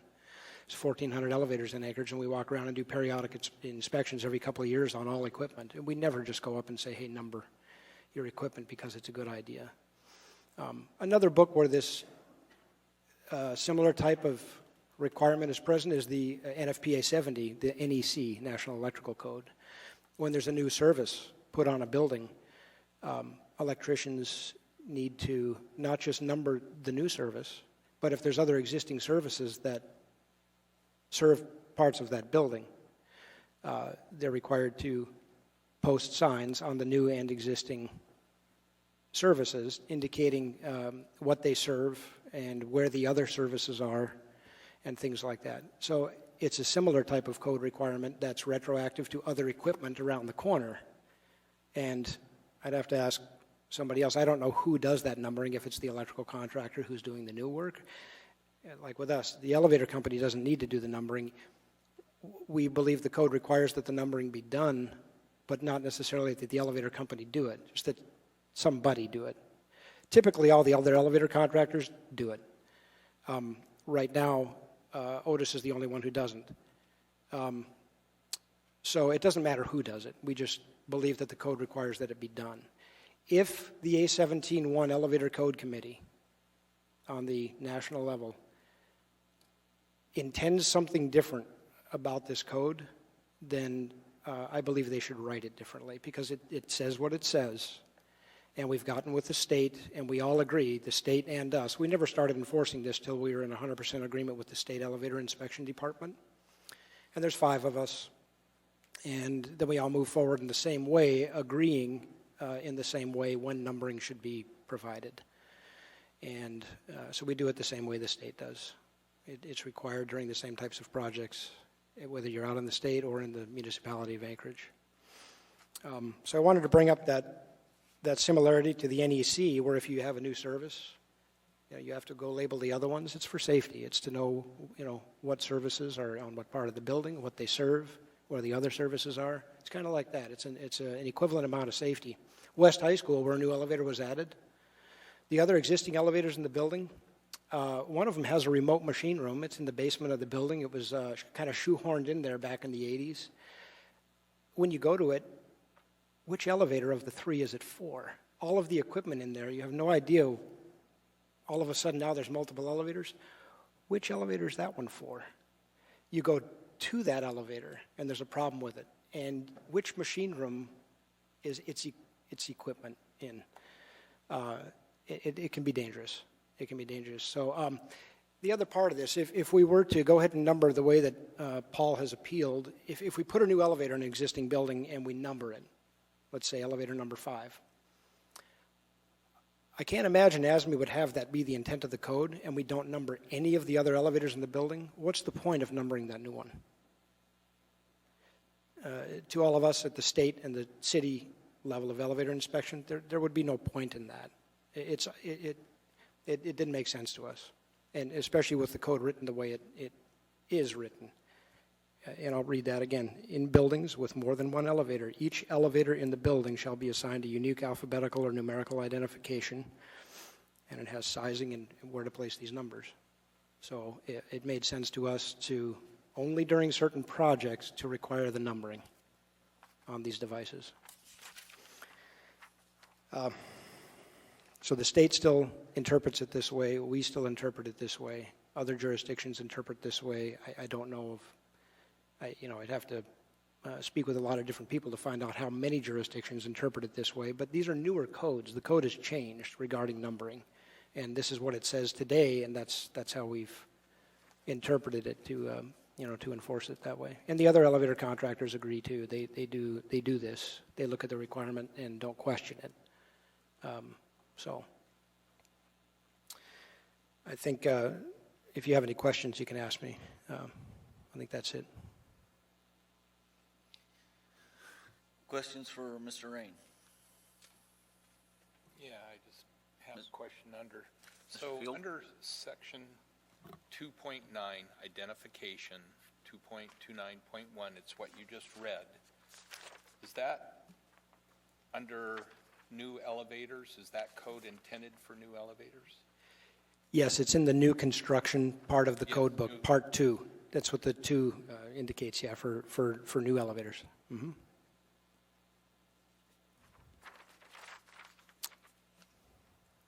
Other questions for Mr. Ryan? Mr. Straight? So same question I asked earlier, but is there any other code provisions, regulatory requirements that would require you to, if you're modernizing or working on one elevator, have some effect on other elevators outside the fairly new scope of a construction project, or is this unique? This is unique. That's why I brought up that National Electrical Code, one where they put in a new electrical service, but then they have to go label the existing ones, because that's the only other time I know of anything like that. I don't know of any other kinds of projects that would require you to go start doing things on other elevators. Mm-hmm. Chair, I have another question. Mr. Field? Yeah. So since this 2.29 is for new elevators, and when it says in buildings with more than one elevator, each elevator in the building shall be assigned a unique alphabetical or numerical identification. So your interpretation is that means whether it's a new, even though this is under new elevators or new construction, that means that that this isn't talking about more than one new elevator. It means if there's existing elevators, then they need to be numbered, even though this is under the new construction code. Yes. Okay.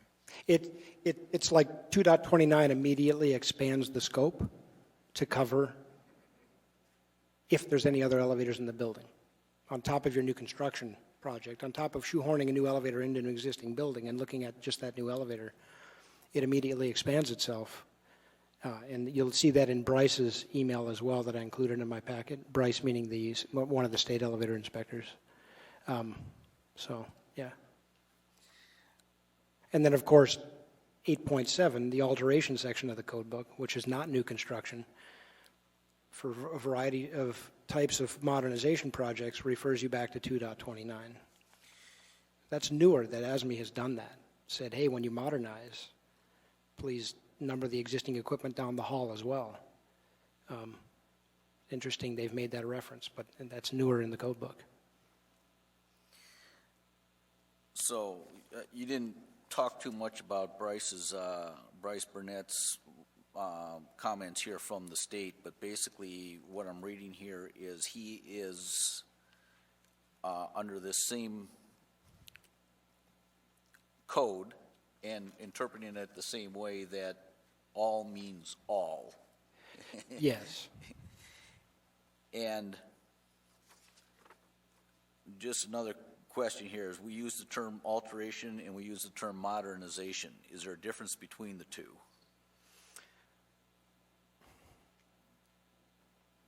We have an upcoming local amendment that defines the two, so it's clear to everybody.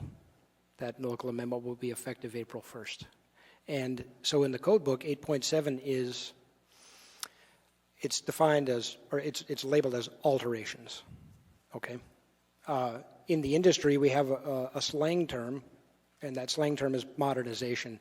That word used to be in the code book in the equivalent of 8.7. That word actually used to be in the code book. Trouble was it wasn't defined in definitions. So a modernization to an elevator is something greater than a minor alteration. A minor alteration is something like a new door operator, a new door edge that reopens the door, maybe adding a phone to a cab that never had a phone before, adding a seismic device to an old elevator. There's a variety of alterations that are covered in 8.7. The various types of modernization projects are also covered in 8.7. Those are right in the beginning of my letter. So they're major alteration projects is what they are. They're a change in type of motion control, a change in type of operation control, or changing controllers in their entirety, like a complete change out. But 8.7 addresses both alterations and modernizations. Yes. Okay. Yes. Now, But only a few types of alterations require this numbering. Little basic alterations to existing elevators don't make you go and label anything. But when you do a major modernization to the tune of, sometimes hundreds of thousands of dollars, these major modernization projects, that's when ASME asks for the labeling to be done. Only for a few major types of projects do they ask for the numbering to be done. we talked about this at the three-member panel. For instance, Providence, our little hospital with its own urban sprawl. Yes. Now, if we go all means all, that's basically all buildings connected together. Is that? Yeah, and so here's how, because things get gray, and because you do have some unique situations like Providence Hospital, here's how we've interpreted that. Providence went through some major modernization projects a few years back in South Tower Building D. So, yes, the main campus has one address, and there's a few other auxiliary addresses on their kind of outlying buildings. But the fire department, the elevator service contractors, all employees in those buildings, all personnel associated with those buildings that do surgeries, that do emergency response, that do maintenance in those buildings, they all very well know the difference between building B, building H, building G, A, B, C, F, and so on. They know the difference. And you've got the self-closing 2-hour fire doors between each one of those towers. So when they modernized Building D South Tower and Building D North Tower, some numbering was done by that particular elevator company. They just did numbering that was required by the code at that time. And we allowed the numbering to stay right within Building D. They didn't go number anything in Building F, G, H. Everybody knows the difference between all the towers there. And it only seemed reasonable not to have them go number everything else. The fire department has different fire service keys for all the different elevators in each tower there. Everyone knows the difference. And like I said, the buildings are separated by all the 2-hour fire doors as well. And the buildings are labeled A, B, C, D. And it only seemed reasonable to allow them to just number all the elevators that they were associated with in Building D.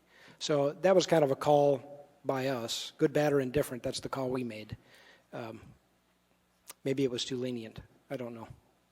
That's the call we made. Now, we've talked a few times about the Diamond Center as an example, and I believe this is kind of stemming from that. Was it the municipality's position to do all of Diamond Center or just the tower addition and not the... Well, Diamond Center has one address, one owner. And when the new, I'd like to point this out too, each new elevator that's added to an existing building that you all have installed, Paul, has been labeled from the factory elevator number 1, and there's already another elevator 1 down the hall. Every time. So that's something that we couldn't have either. That's pretty misleading to the folks who need to respond to emergencies. So at Diamond Center, go ahead. I was going to say, I'd like to add to that. In that case, we did the same situation with the building owner. We told the building owner that the occupancy for the area of the building permit was not going to be granted until the owner arranged for the other elevators to be labeled. We did not require that to be done by the elevator company installing the elevator. We just, in the H&N store, we required that it be done and coordinate with the owner, ultimately responsible for the fulfillment of the building permit, to label the other elevators. Yeah, and the owner just put actually the other elevators already had labels all over the machine room equipment. So the owner just added a few numbers to the car operating panels in their existing cabs and on the main jams that you walk through, just at the main landing only. So they added a few numbers, and that's it. The intent was to do the whole Diamond Center then? Yes, one address, and that's what was noted, yeah. And to just make sure it's perfectly clear, from what I understood there, Ms. Walsh, it's not the building department's position to hold the general contractor and his elevator supplier hostage on his closing out his permit for this numbering? Or how is this working? Can you please clarify? The conditional certificate of occupancy, or the certificate of occupancy if they're ready for a final, is not issued until that labeling is done. We do not require that it be done by the elevator company, but that it be done. So if the owner wants to arrange with, maybe has a different company doing the maintenance work on the other elevators. So if he calls his maintenance company and says, we're numbering our elevators, we need you to come over and take care of it. That's perfectly acceptable. So they can't get a conditional either? Correct. Other questions for the Wait, minister? hold on. I'm being corrected myself. Yeah, no, they've been given CCOs, conditional certificates of occupancy, yeah. It's an item that ends up staying on the report until it's finished, but yeah, it hasn't held up a CCO. Okay, I'm apologize. I'm thinking of the West High School one, which they couldn't occupy that space. We did not allow them to occupy that space until we had the commitment from the owner to do the labeling. It was the commitment that we were looking for.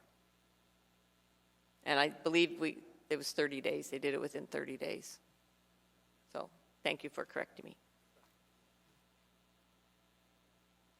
Other questions for the municipality? Yes, I've got a question, Mr. Chair.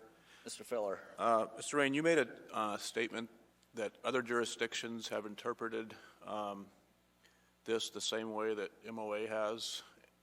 Can you expand on that a little bit? I mean, you said you didn't know how many, but is this something that you guys actually researched, or just, can you expand on that, please? Yeah, there's only a few people I've asked, so I haven't started any kind of an email chain to any other jurisdictions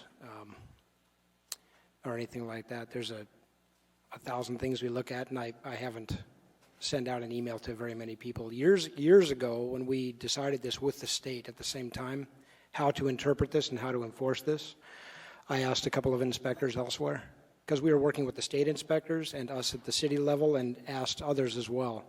But I've never sent out any kind of mass email, which would be a good idea at this point. It'd be interesting. But anyway, we just made the interpretation with the state inspectors and then started to enforce it and let all the elevator companies know how we were going to enforce it. I have a question. Thank you. Mr. Field? How long have you been enforcing this interpretation? I want to say about 5 years. Because remember, before that, the elevator code just wanted identification of equipment when elevators shared a common hoistway or a common machine room. Okay. And then it was added to the code to go ahead and start numbering when you had multiple elevators in a building. So it's probably about that 5 years, maybe a little more. Okay, thank you. Mm-hmm. Mr. Ferdine, did you have a question for the municipality? Yes, sir. Through the chair, Mr. Rain, you had mentioned that the state inspector, Mr. Burnett, we have a letter in here in our packet from June 30th that is pretty cut and dry, that backs up exactly what you said regarding this is the way the state is interpreting it. And then in our packet, we have another letter from Mr. Burnett dated December 9th after his original reply saying this is the way it is. And this other letter after the June 30th sounds like he's reconsidered his position on that interpretation at the state level. No, I think read this? I'd have to, yeah, I think we'd have to, reread it right now to find out, but I think if it's fully read, what you'll find is that they still interpret it the same way and they enforce it the same way, but what they do is they write a separate report to the owner to get it done. So they require it be done. They don't require the elevator company to do it, but they still require that it be done. They just use a separate piece of paper and give it to the owner to let the owner know that, hey, this isn't done. It was supposed to be done. It's something that needs to be done. Anybody can do it. But I think that's what that, if I'm thinking about the same email that you're referring to anyway, I think that's what he says. The new letter does heavily talk about the permit, what they would have done with the With the permit, yes, that's procedural. Mm-hmm. Okay. So they still require it be done. It's just they have a little procedural part in there that he talked about. Okay, thank you. And then to the staff there, what other communication, aside from flagging stuff at the permit review level, what other ways of communication has this been sent out to the design teams and the contractors beyond the elevator codes, just so, we used to get policies almost like seemed like a monthly basis sometimes back earlier. But I'm just as a mechanical engineer, I always kind of hate getting review comments that I didn't know about when I'm trying to rush through a permit. And I'm just kind of wondering if there's other communication that's been sent out to the design groups.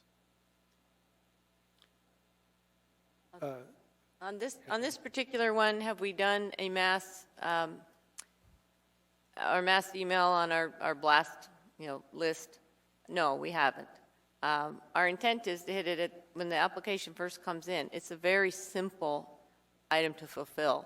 The point is, and we're unique, our elevator inspectors are unique in that they do the plan review as well, the elevators. So they make the comment, they've been making the comment for many years, Yeah. And the situation seems to have been that many companies, fine, they plan on it. Some companies either don't see the comment, ignore the comment, don't feel that it's, requirement, a real requirement, and then we get to CO time and it's a problem. When it's actually, our intent is to, we can certainly follow up with a blast email, but, we can certainly do that. We have a big book of policies, and publishing a policy for what really is an interpretation, it doesn't seem to be warranted in this case. Could you please paraphrase the comment that you're referring to that gets done at plan review? Yeah.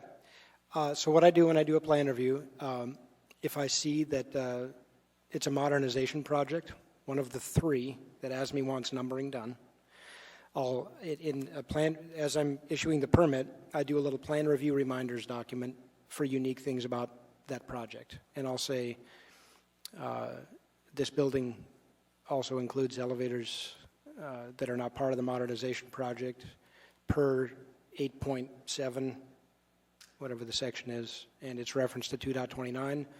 Please have identifying numbers placed on, and then I'd say the following items. I just referenced the code sections in my plan review. It's just a one-sentence item. And that way, up front of the project, many months before I'm called in for the acceptance inspection, then it's known. In case it was forgotten by somebody, it's a reminder. If it's a new construction project, like Lusac Library here says, there's 2 elevators being added to an existing building that have 5 existing elevators. As part of that, please ensure they're all identified with a unique alphabetical or numerical character on these items, and per 2.29, please make sure all identification is completed. Something like that in a little plan review reminders list. It might be helpful to also clarify what is the standard for identification. What different types of identifying marks do you accept? Different types? Correct. Like letters or numbers, like that? Or? I'm talking about format. Oh. Do they have to be stainless steel? Oh, no, they can be very inexpensive, they can be expensive, they can be very aesthetic or very plain. In all the machine rooms, control rooms, machine spaces, and control spaces, typically they're either a sprayed-on stencil or what most of the elevator mechanics use is a very thick marker. It's fine, it just needs to be permanent, and it's permanent until it's not. And it's suitable for the environment so it doesn't come off quickly with hydraulic fluid or something. The only 2 that are visible to the riding public would be in the car and on the main jam, and those are newer in the code. Those 2 are typically made a little more aesthetic and are about $5. The ones in the machine room are typically just a sprayed stencil really quick or a marker. So, and then the code, as you can see, specifies size. It wants very specific sizes for each one of these numbers. Main jams, 3 inches. Car tops, main power disconnects, 2 inches. COP inside the car, 1/2 inch characters. So they've gotten that specific. Interesting. Thank you. Mm-hmm. I don't know if you've had enough time to really read and digest this letter from Otis dated February 16th that was handed out here. Have you had a chance to look at that, and do you offer any comment regarding your opinion to this writing? No, our opinion stands the way that I originally wrote it. Obviously we don't agree. And if ASME's intent is different than what they wrote, then an interpretation could always be asked for from ASME. I mean, they always receive interpretation requests and then respond to them. So we've looked at it with the state and moved forward and enforce it the way it's written. And if ASME is really unhappy with how they've written it, I think they should rewrite it. Because if they meant something different, boy, they wrote it pretty specifically. And it seems to me that the way they wrote it isn't gray.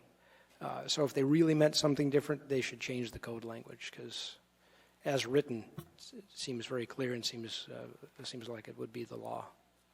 So obviously we disagree, David McCall and the state and myself. Mr. Loken. Through the chair, so inspectors in the elevator department at MOA, they're also plan reviewers as well for the elevators? Yes. Okay. The comments that you make in plan review, do you make those formally redline on the permitted set, or is that just a comment to the design team? It's stamped on the permitted set, in the It- building file, in the elevator company's file, and in the elevator sections file. We have 3 different files, okay? And when I stamp it approved, what we write is approved to issue elevator permit and our name and date. And then if there's a little reminders document included with the drawings, we will say approved to issue elevator permit per the plan review reminders document, or, per the plan review attachment document, okay?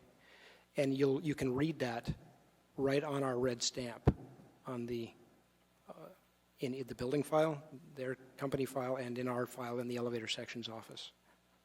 Yeah. Okay, and 2010 code, when was that adopted? The state adopted it,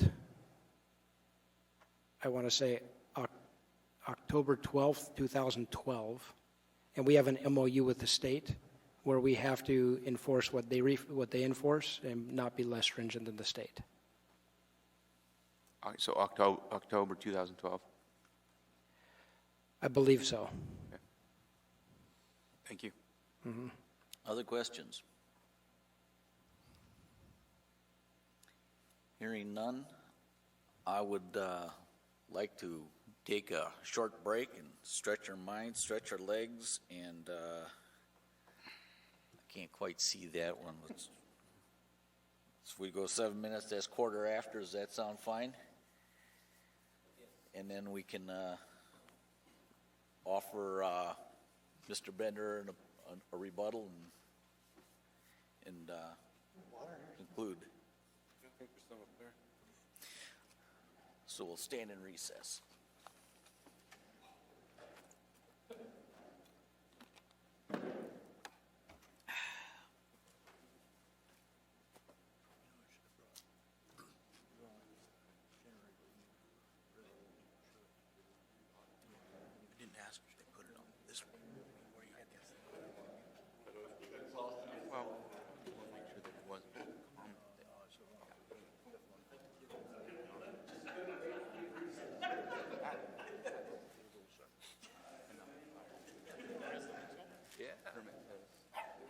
So what's the so,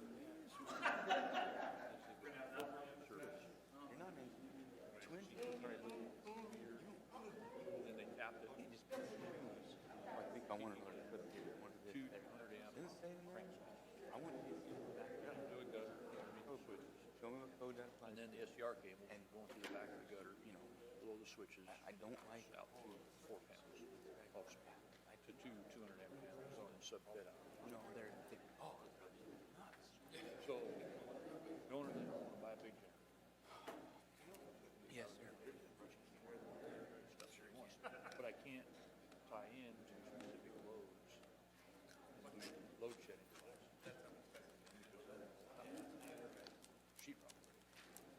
No crawl space. No attic access. Pretty much. So what I'm going to do, I'm going to put a load shedding device on one. So the load shedding device monitors the current from the generator. So the one panel will operate as heat. The lights the other panel takes care of all this upstairs. It's on. Yeah, 2 transfer switches, load shed device for one, controlled by the other. Monitoring the output. But part of it is there's not room. Well, there is. I figured it out. I did. I'm going to put a 6x6 gutter above the 2 disconnects, which to the right is the CT cable, and go across the top. Underneath the window, we got this much space, about 8 inches of space. And take it over the top of the 2 ATS. Only place I have to go like 40 inches of space between the window And then,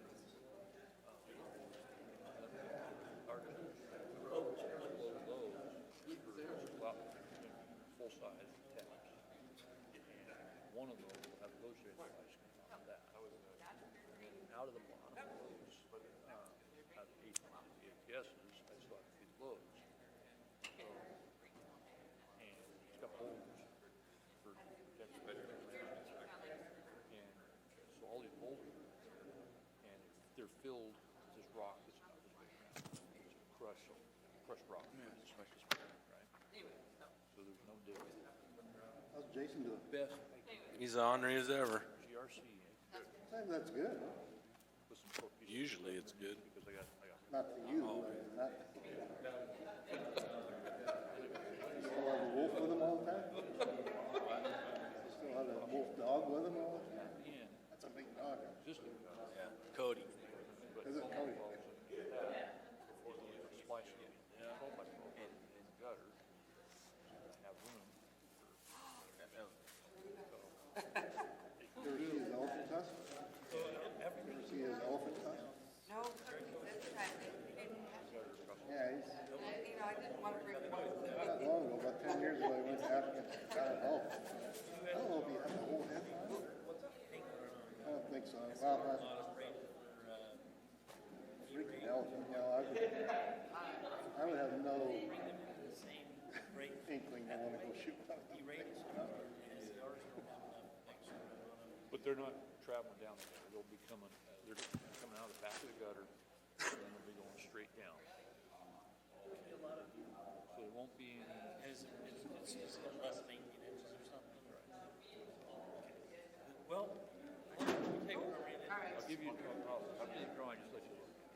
So that what I ran into is, there's a type of service we can use out in the back is for small commercial, that's kind of what we're doing, where you have, but it, they come, so, and also, they downsize the homes on residential. That's what it is. So, residential, which size SCR cable? 4 eyes. For copper plumbing? Okay, then that's for 200 by 800. That's okay. Because I think they can use 3 of aluminum by the regular cable. They might, because it's like one down every. The other option I would have, I could downsize the fuses to 150s. No, I don't Because think you need to. because my loads are, You know what, I don't think you need to. I remember I was getting confused with derating and his one. If they use SCR for the residential. I hope with a passion, I would prefer the white I did, hands down. That derating really works with a single feed. Right. As soon as you start, you can't use that for 100 amps. You can't use that for 3 amps. This is my second meeting today. Yeah. It is. Like, except it was a smaller board, usually on site, When they do those water, services, or water, wastewater. the gutter underneath is Technical $6. review. And so I've got the deflections, only requires 4 inches. Yeah, I had trouble with that on the first when I had better ones too. But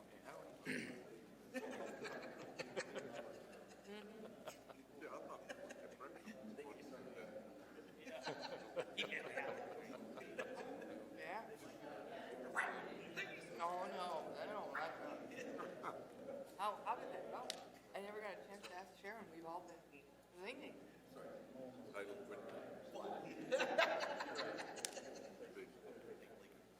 Yeah, you better do that.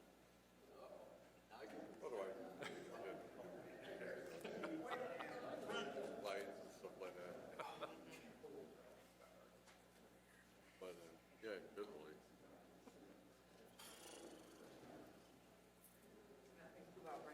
No, I mean, all. Being called. All, actually. It's supposed to. Oh, yeah. I didn't know we had one.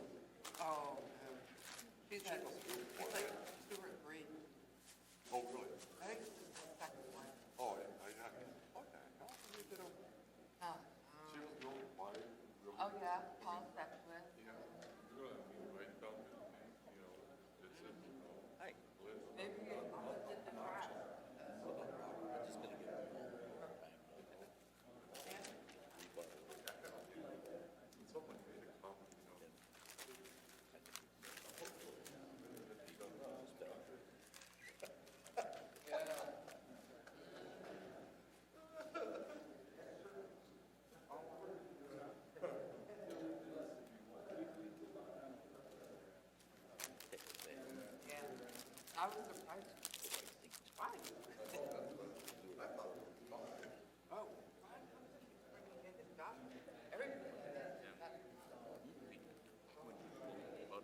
She's in there with Sarah, the small, dark.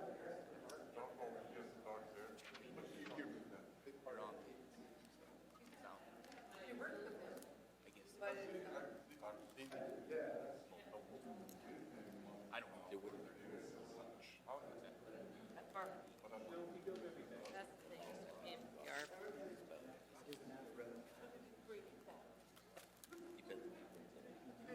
And there's a different procedure for each type of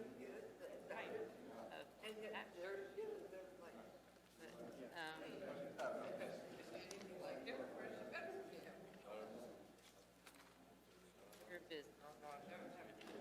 The appeals and action, and it's clearly stated. And then this one doesn't really speak to it. Really? Oh, yeah. It just wants to go into the case, after the form, or discuss request. It really is the place for it. Tana, you want to start the machine, please? And, yeah, so that doesn't really say. This is the kind of.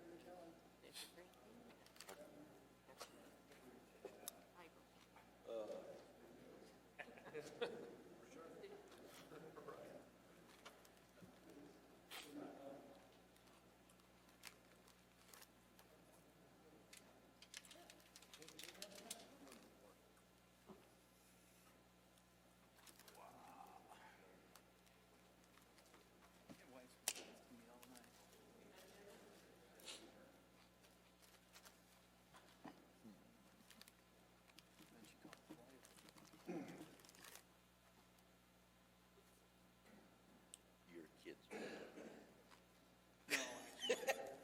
My wife is out of town with my youngest. They went down to Seattle for spring break. He and I were supposed to go to college, jump during spring break. Just me and him. Ready? Call the meeting back to order. I wanted to give Mr. Bender an opportunity to rebut anything that the municipality may have presented. Mr. Bender? Thank you, Mr. Chairman. Yes, two clarifications I would like to make. One, Mr. Ryan stated that the item presented from Mr. McCall that the municipality and the state don't agree with it. The state hasn't been given this document, so to speak to that they don't agree with it is, I don't believe we're representing the state. So, They have not been presented this document. And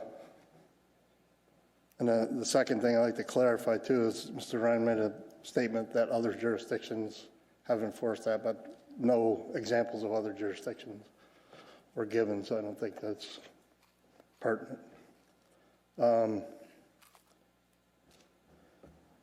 The fact that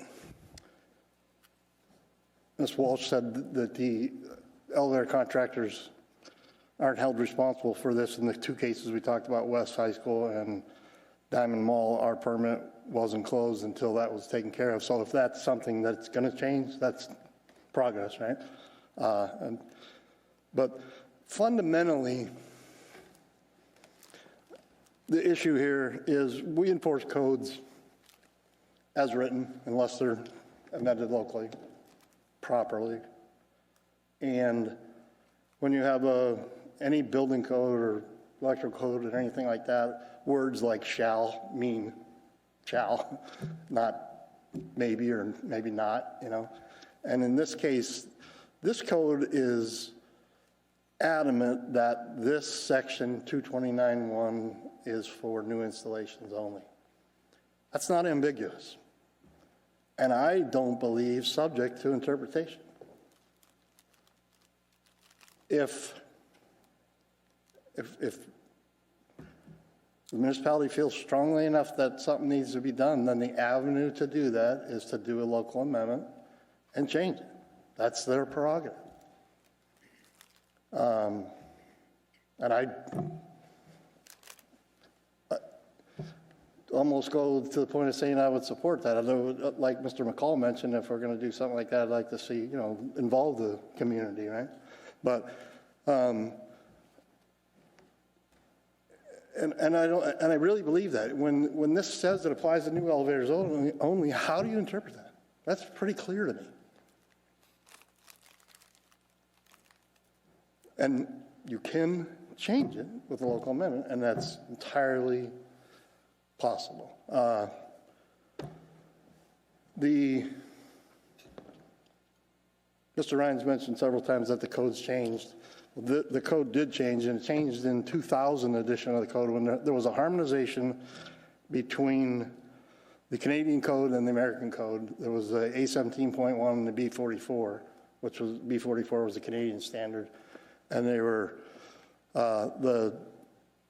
for a long time the two entities always worked together towards the code, but they had their own code book. So in 2000 they harmonized the two codes together, and at that time is when that 229.1 requirement came in. And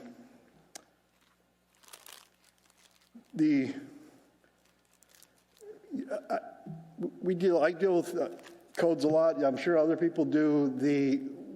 The ability to sit here or be able to or allowed to speak to the intent of a code is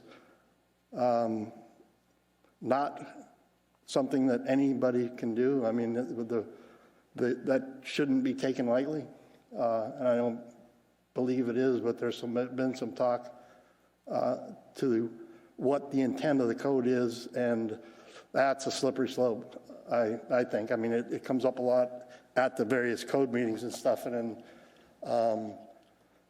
matter of fact, the Standards Committee really shies away from doing intended interpretations because of that fact.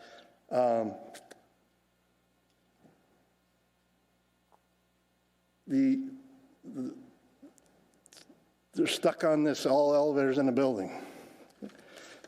And if, I'm a superintendent, I work on elevators, my guys build elevators. He's an inspector, you guys are who you are. This gentleman is, regardless if he was an Otis employee, he is he's a professional engineer. He is our worldwide manager of codes. He's the chairman of both committees that are responsible for the language we're talking about. And I think that where he says it doesn't apply to existing elevators really holds weight. Forget my opinion. I think that really needs to be considered. And, if we, I don't want to make this a big deal or anything. I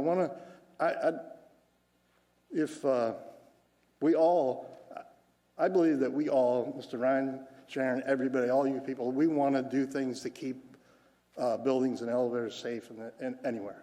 And wouldn't ever do anything to jeopardize that safety. And we've worked together to do some good things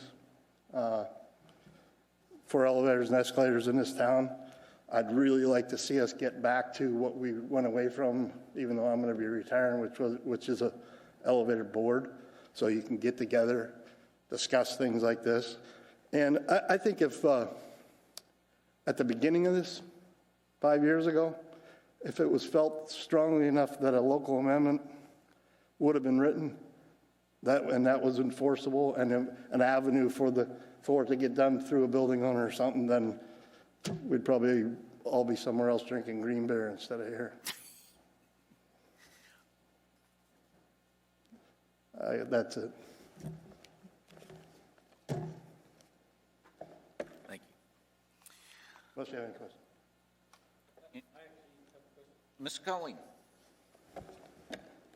In your statement 2.29, you're saying only applies to new elevators because of 1.1.3. Correct. That's what you did. So if that only applies to new elevators, why do you ever have to label an elevator?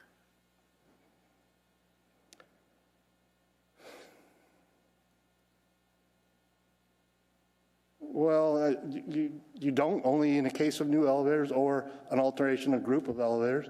You don't, like Jalen mentioned, there's elevators, lots of them out there that aren't labeled.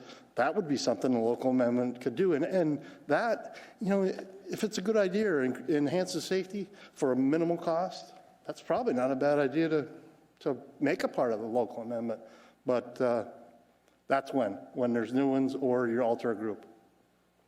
So is it your belief that Section 8.7 is about alterations, or is it about alterations and new? I don't have the full code, but I believe 8.7 is alterations. Alterations. So alterations reference you to the 2.29. And that's what makes you have to label them to me. So in one hand, you're saying that 2.29 does not apply to existing elevators, but in 8.7, it does apply. They've referenced you back to that.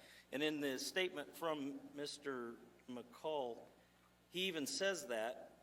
So I'm a little confused by his verbiage that he's stating 8.7, which according to 1.13 applies to both new and existing installations. And he says that because if you go back to 1.13, it does leave out section 2.29.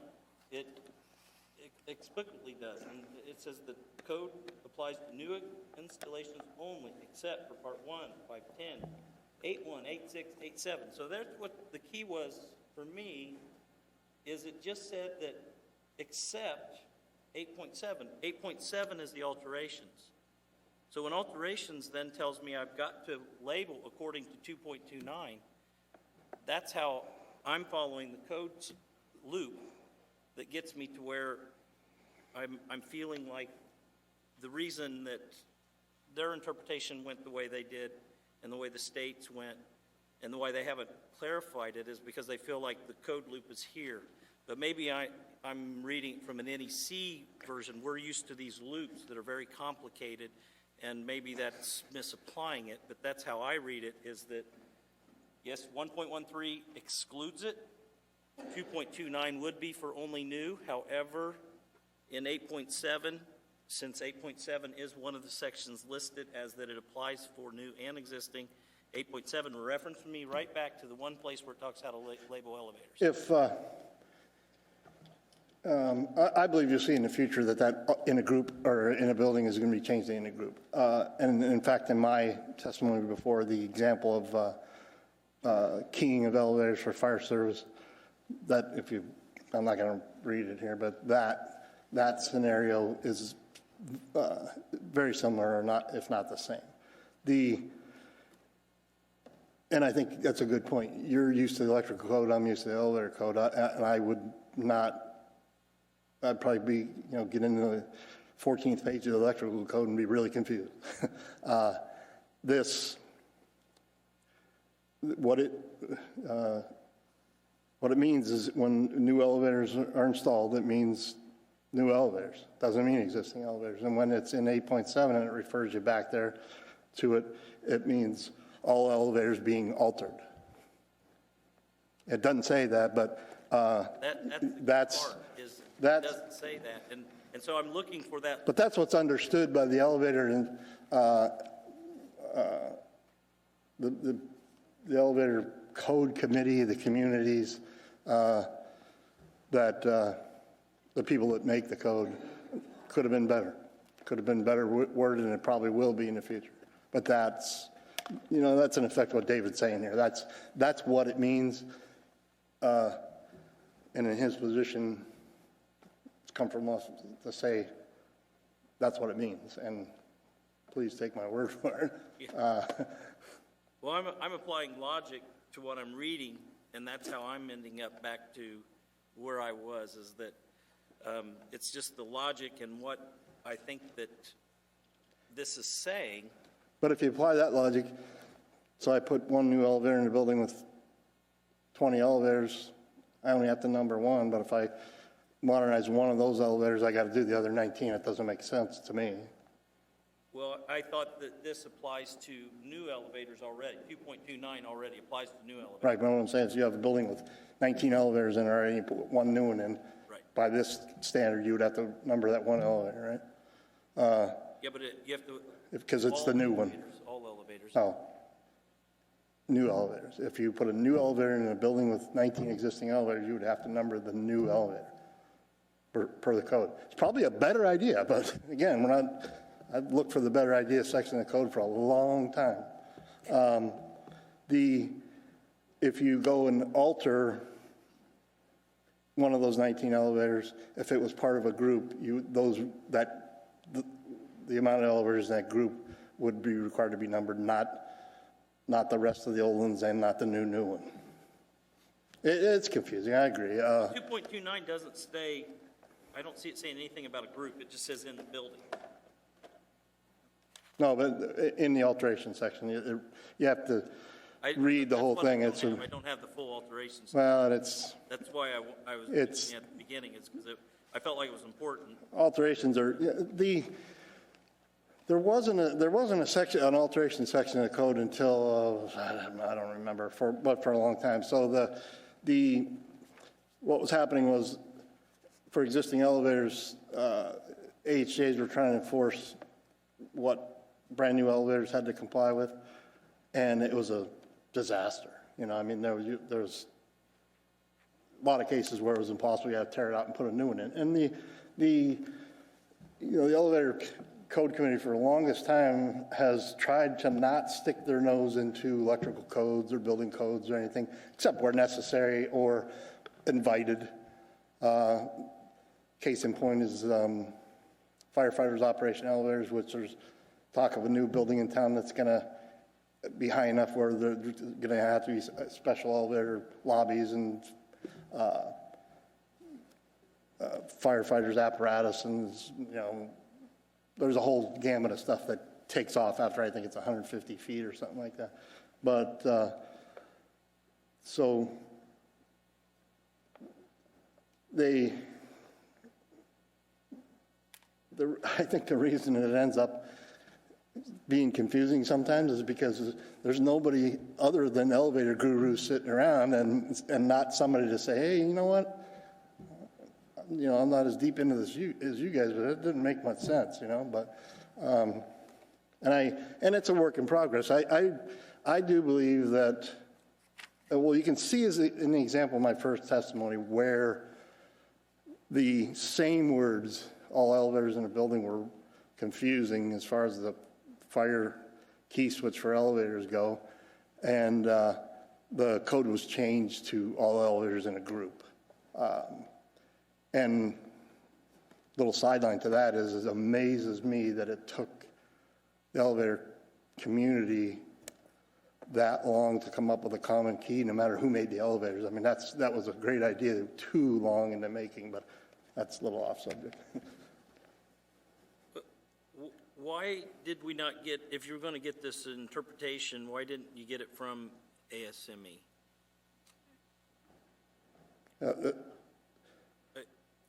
I guess I'm saying it would have carried more weight with me if he would have written this and with his peers in the group would have responded to it rather than Otis for Otis. Well, because the interpretation would take 4 years to get, I mean, this isn't some guy that I called up and say, hey, I want to win this. I mean, he's our worldwide director of codes. That's his, we could ask for an interpretation, but I know, well, I shouldn't say it, no. I know that, or I suspect that some of the answers we'd get if that interpretation was presented would be that some of the more hard-headed members of the committee would say, look, it says only new. Why are you wasting our time asking us, What would that be right? I don't know, but and if it was able to be walked through, I think again, I'm just, generalizing, but I could expect the answer to come out, if it wasn't that, to be that, that it really meant this, and then in the next edition, we're changing it based on TN, after votes and all that, so. It would literally take years. We've done several. Okay. If I may, for clarification, the section 2.29.1, that's the only place that spells out the identification of equipment, is that correct? The how and what to... There's other... It seems like everything that we've talked about so far hinges on this 2.2. Well, there's other sections that... The type of installation or retrofit. There's other sections that require different kinds of labeling, manufacturing and stuff, but identification. But this is where it tells you To identify those types of items, yeah.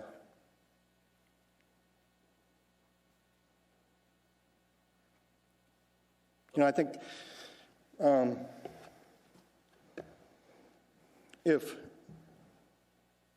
I guess the outcome I'd like to see, if I may, would be if you feel that strongly about it, write a local amendment tomorrow or whenever you got around to it, clarify it, and the fact that the elevator contractor or the general contractor wouldn't be responsible for it is probably the proper avenue to take. Again, I can't emphasize this enough. If we're going to force building owners to number elevators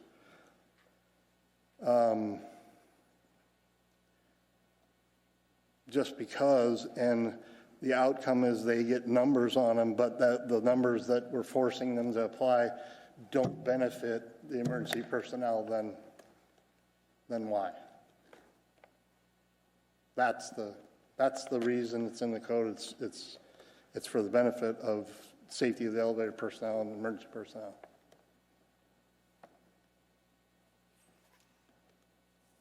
Any additional questions? Mr. Chair, I know we need to wrap this up, but Mr. Fosberg would like to make one comment to that, if Mr. that's Fosberg? allowed. I'll allow it.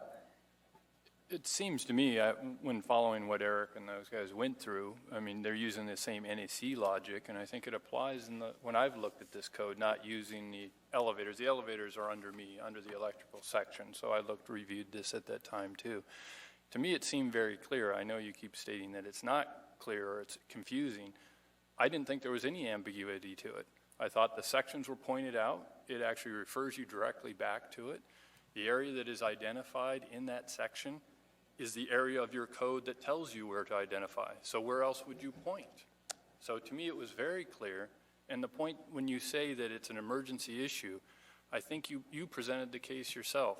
In a building in the same building, if you had two elevators numbered, number one, what is the fire department supposed to do when a person is saying I'm injured? I think it is a very clear path. Can you find a different route by reading more into it? Yes, but I think it simply states it once you follow the code path. And I don't use that every day as much as the elevator guys do or as much as you do, but applying the logic of the other codes, it seems to be clear. And it seems to be an emergency issue if they're not labeled consistently. And it only is applied when certain things are triggered in 8.7, and then it points back to the 2.9. Well, understand that there could be a case where two elevators could be numbered the same, and there wouldn't be a whole lot you could do about it code-wise.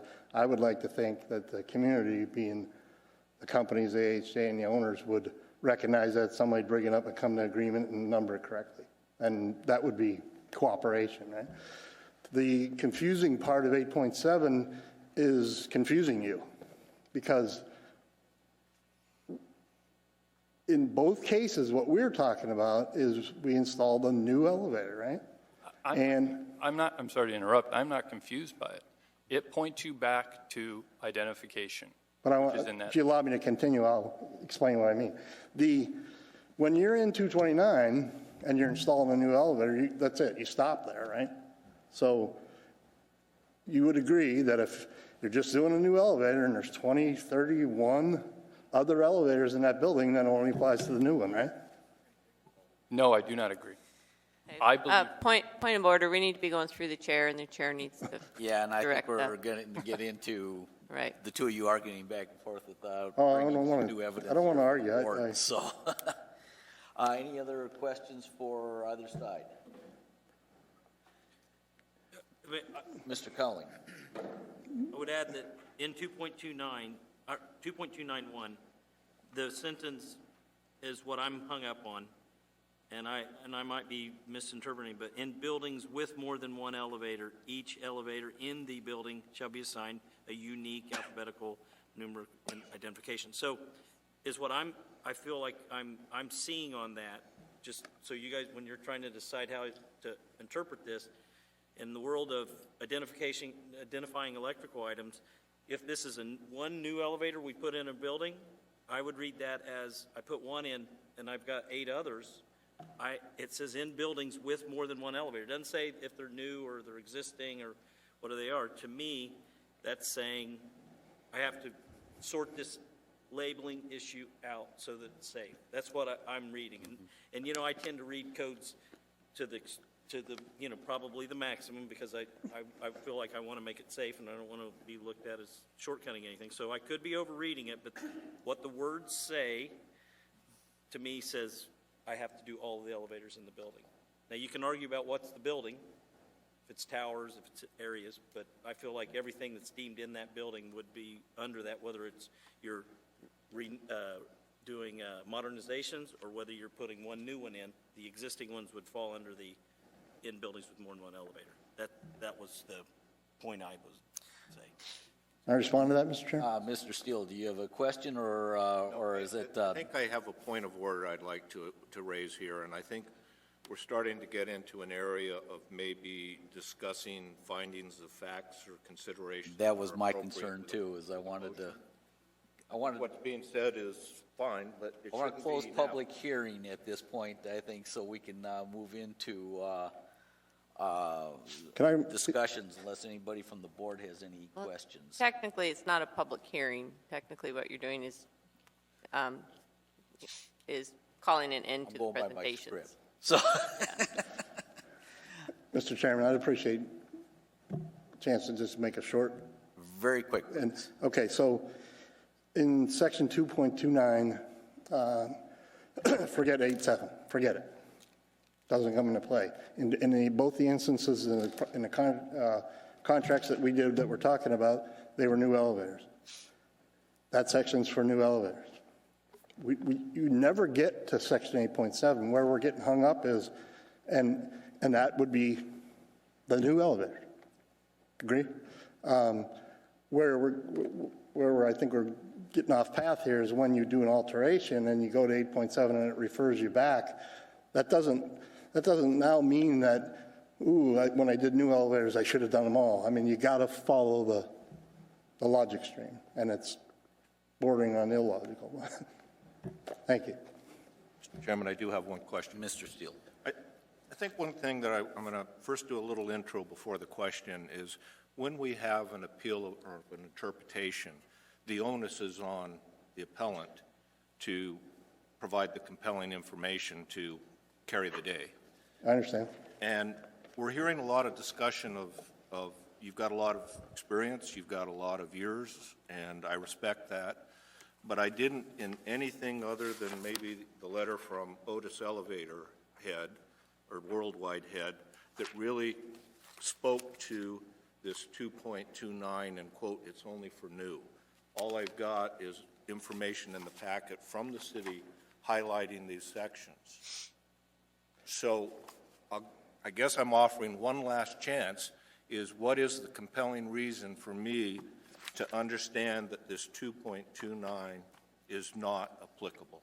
1.1.3 states that Part 2 applies to new installations only. So I go back to 1.13. Mm-hmm. I think there's one page that has a reference on that. No, it's on the packet before. And I'm just, you may come down if you want to look at this, but I'm reading 1.3 of application of parts. This code applies to new installations only. So far, you're on solid ground.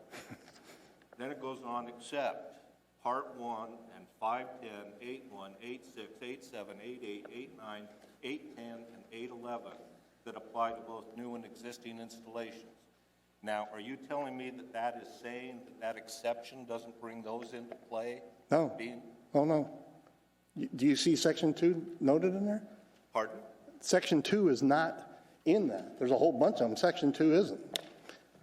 That's the point. 1.1.3 says, among other things, Part 2 applies to new elevators only, except, and then when you look at the except part, Part 2 is not. I included that language in 2 for us. All I've got here is stuff from the city. I don't have anything showing me 2, I don't believe. Yes, sir. It's in the, oh, yeah, it's. Is the. However. Where is this from? This again, I think the original. I'm asking, I'm getting confused here because we've got Okay. handouts. Which is the part of your packet and which is the part of the city's? Is this part of your packet, Mr. Bender? No. It's part of the cities. That's part of the city's, but you didn't present this, correct? I believe that's. Thank you. The original application for appeal or whatever, is that in there? Mm-hmm. That should, I mean, that's exactly what it was on, so.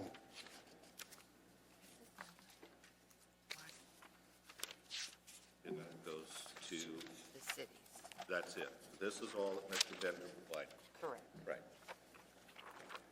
So all we have from you, Mr. Bender, is a total of 11 pages and a receipt for your payment for the credit card sale of the appeal. No, you have the original appeal, the document that started the whole, I take it back, and we've got. and that's where, We've got these 2 elements as well. no, well, part of the municipal thing is what we, the whatever this form is called. To where we, Maybe I just need to ask a question of staff to get clarification, and maybe the attorney, but the appeal process, you file the form, then it's your responsibility to present your case and your reasoning why we should support you. So all I've got from you, other than your testimony, is the 9 pages and these 2 Otis elevator cover pages. So that's, no, you have to, you have to take into account the original appeal that we applied that started this whole thing, which is part of the municipal pact. This, I think that's it, isn't it? no, That is it. That's the appeal.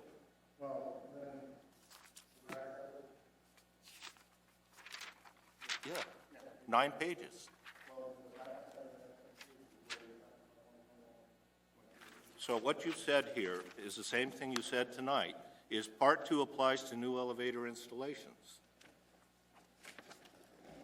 I didn't say it, the code says it. I'm sorry, I'm not trying to. Oh, I know. I'm not trying to bully anyone. I'm I'm just getting frustrated that we're rendering a decision here that is. And I appreciate that. And the fact is, it is, boy, we could stay here for a week. I think everybody, Jalen would even agree with that. But the back page of this is where the 1.1.3 states that Part 2 applies to new elevator installation only. The building official has decreed that by interpretation 229.1 applies to existing elevators as well. The rule is not ambiguous and thus not open to interpretation, rather must be changed by regulation or published policy between adoption of regulations. And Part 2 applies to new elevators only per 1.1.3. I don't know all the other sections which are maintenance and testing and all kinds of stuff. are included in that verbiage. Thank you. Thank you. Mr. Scully? I think the part that probably is getting some of us is that I see your point that it was excluded from 1.1.3. That section is not included in that. But there's a nuance of, I think, code law that things are applicable by reference. And I think that's what the people that deal with codes or the other codes, IBC, NEC, by reference can make something apply. I think if you had to, if every place in a code, you had to list every single thing that could possibly apply in a situation like this, it would become so long and cumbersome you couldn't maintain it. So they use it by reference. So it says that this 8.7, for instance, is this renovation type work, that it is applicable to both new and existing installations. So when you go there and you read what it says to do, it refers you back to, for labeling, back to that 2.29. So perhaps we dug way too deep into this thing, because the request for this hearing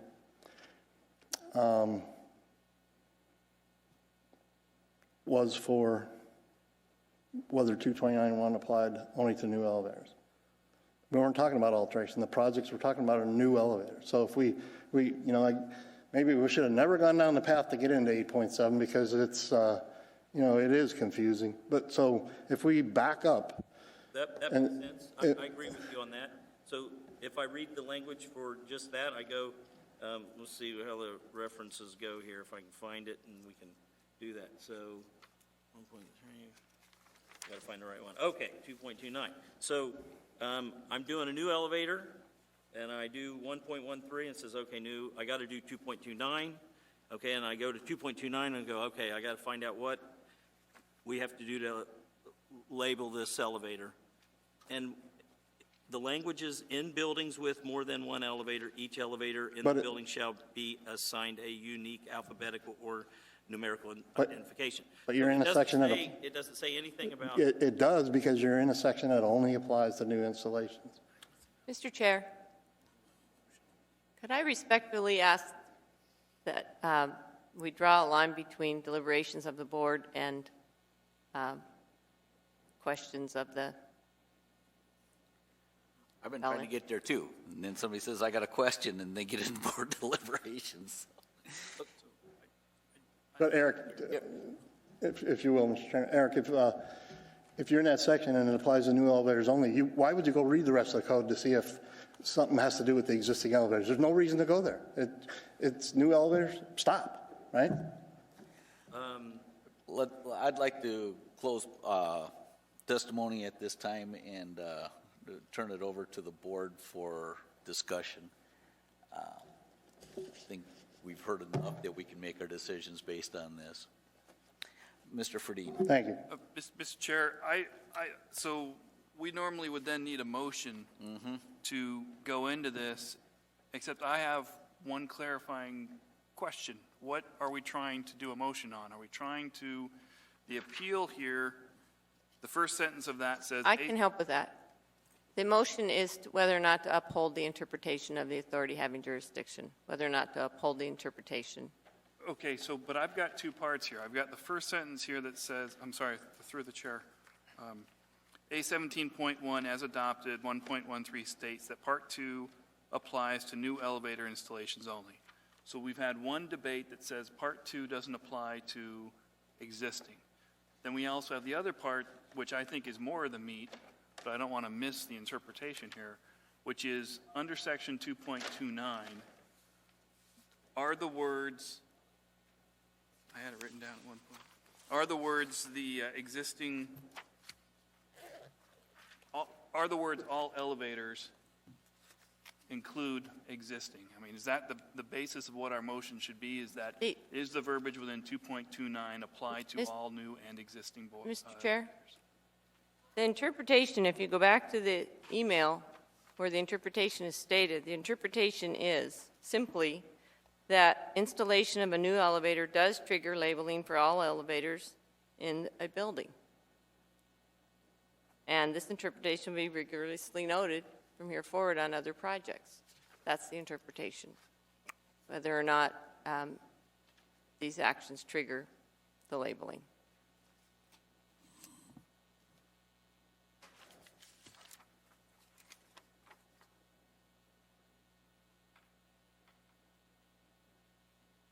Was this under one of the summary of issues? I need help on a motion to define exactly what we're saying. Mr. Yes or Steele? no on. Well, I guess, If I can clarify, it's the 1, 2, 3, 4, 5, 6 bullet in the summary of issues. That development services is interpreted A17.1 2010 to mean that any new installation or modernization project triggers a need for all elevators in a building to be numbered, not just the elevator being installed or modernized. That's the interpretation. And that I would respectfully note that the job here tonight is either uphold that or overturn it based on what you heard from the appellant. could I have that repeated relative to the application? So I can follow the application which was accepted by the Muni?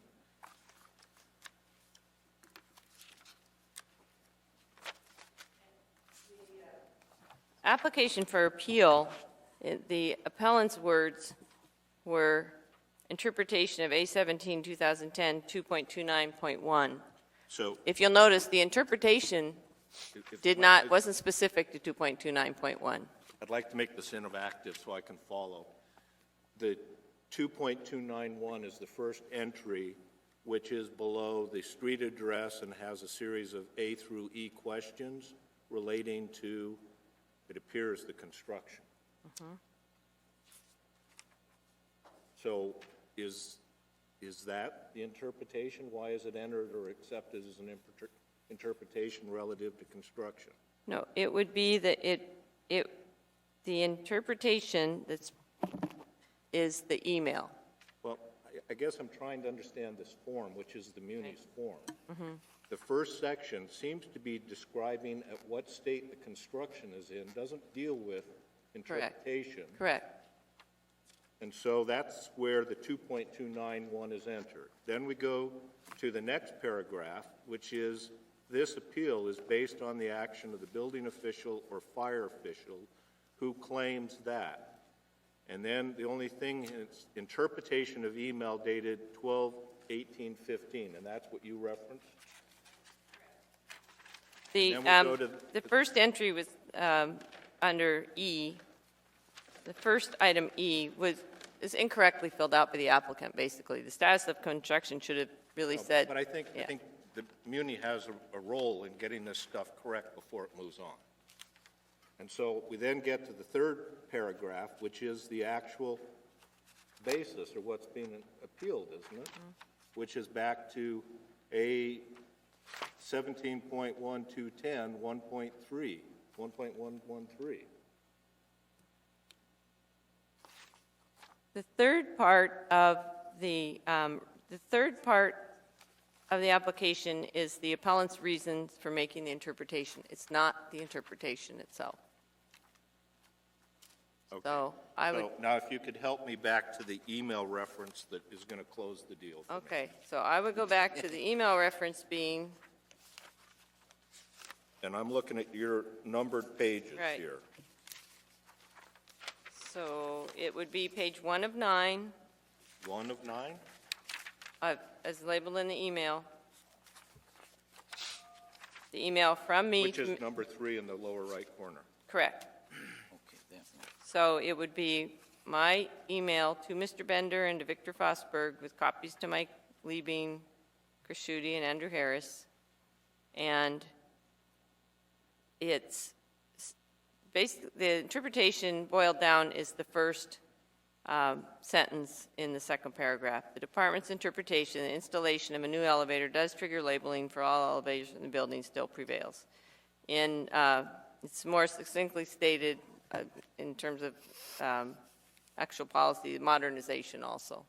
And that's more succinctly stated in the sixth bullet in the summary of issues. So with that statement, would it be fair to put in place of paragraph 2, just for an understanding, that you're speaking to A 17.1-210, comma, 2.29.1?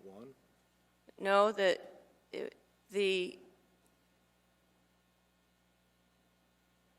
It seems that that's the the only... interpretation was intended to be inclusive of all applicable parts of 2010, so A 17.1, 2010. That taken in total, A 17.1 to 2010 has been interpreted to mean that any new installation or modernization project triggers a need for all elevators in a building to be numbered, not just the elevator being installed or modernized.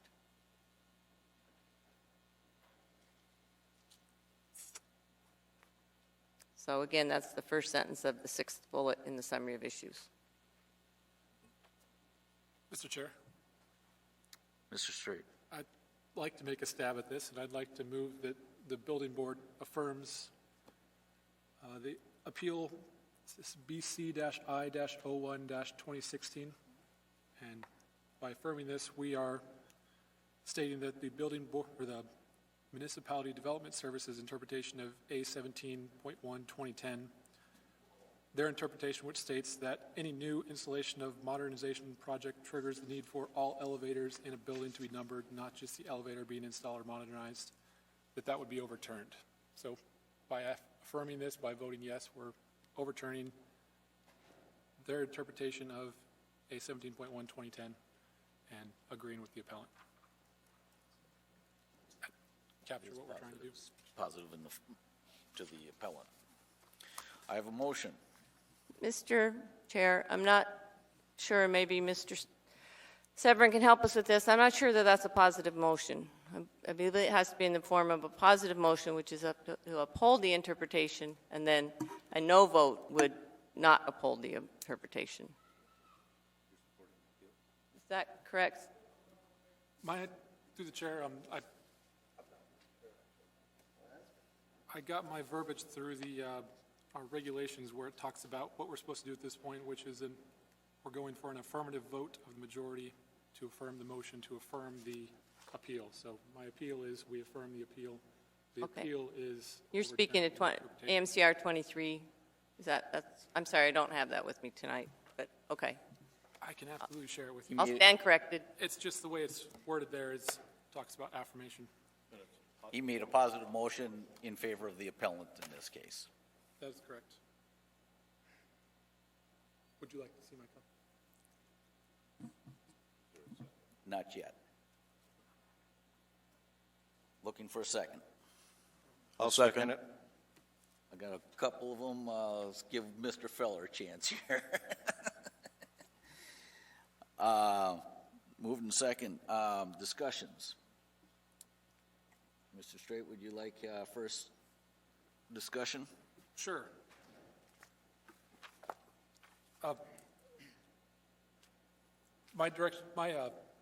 So I've made the motion in the affirmative. However, I do have to follow that up to say that I will not be supporting my motion, and the reason for that is that, as was stated at the very beginning of the staff's introduction, the building officials' rights and duties include interpretation of the code based on what they feel is the intent and purpose of the code. So they're fully within their realms of doing that. And then looking at all that we've talked through, in my mind, it boils down to between section, I'm not going to quote the whole numbers, but between the section 1 and the section 2 parts, how you really filter that in your mind. So you can read section 1, which says section 2 applies to new elevator installation. You go to section 2, you read that part which says, I really got to have that in front of me. Here we go. Thank you. So you read section 2.29.1, which says, in buildings with more than one elevator, each elevator in the building shall be assigned a new unique alphabetical, et cetera, et cetera. So if you read that independently of anything else, just by itself, which I believe is the way the code is intended, is in this case it says for new construction you go here in a building with multiple elevators, each one must be assigned. It doesn't say only new elevators, it says in a building with multiple, they all got to be done.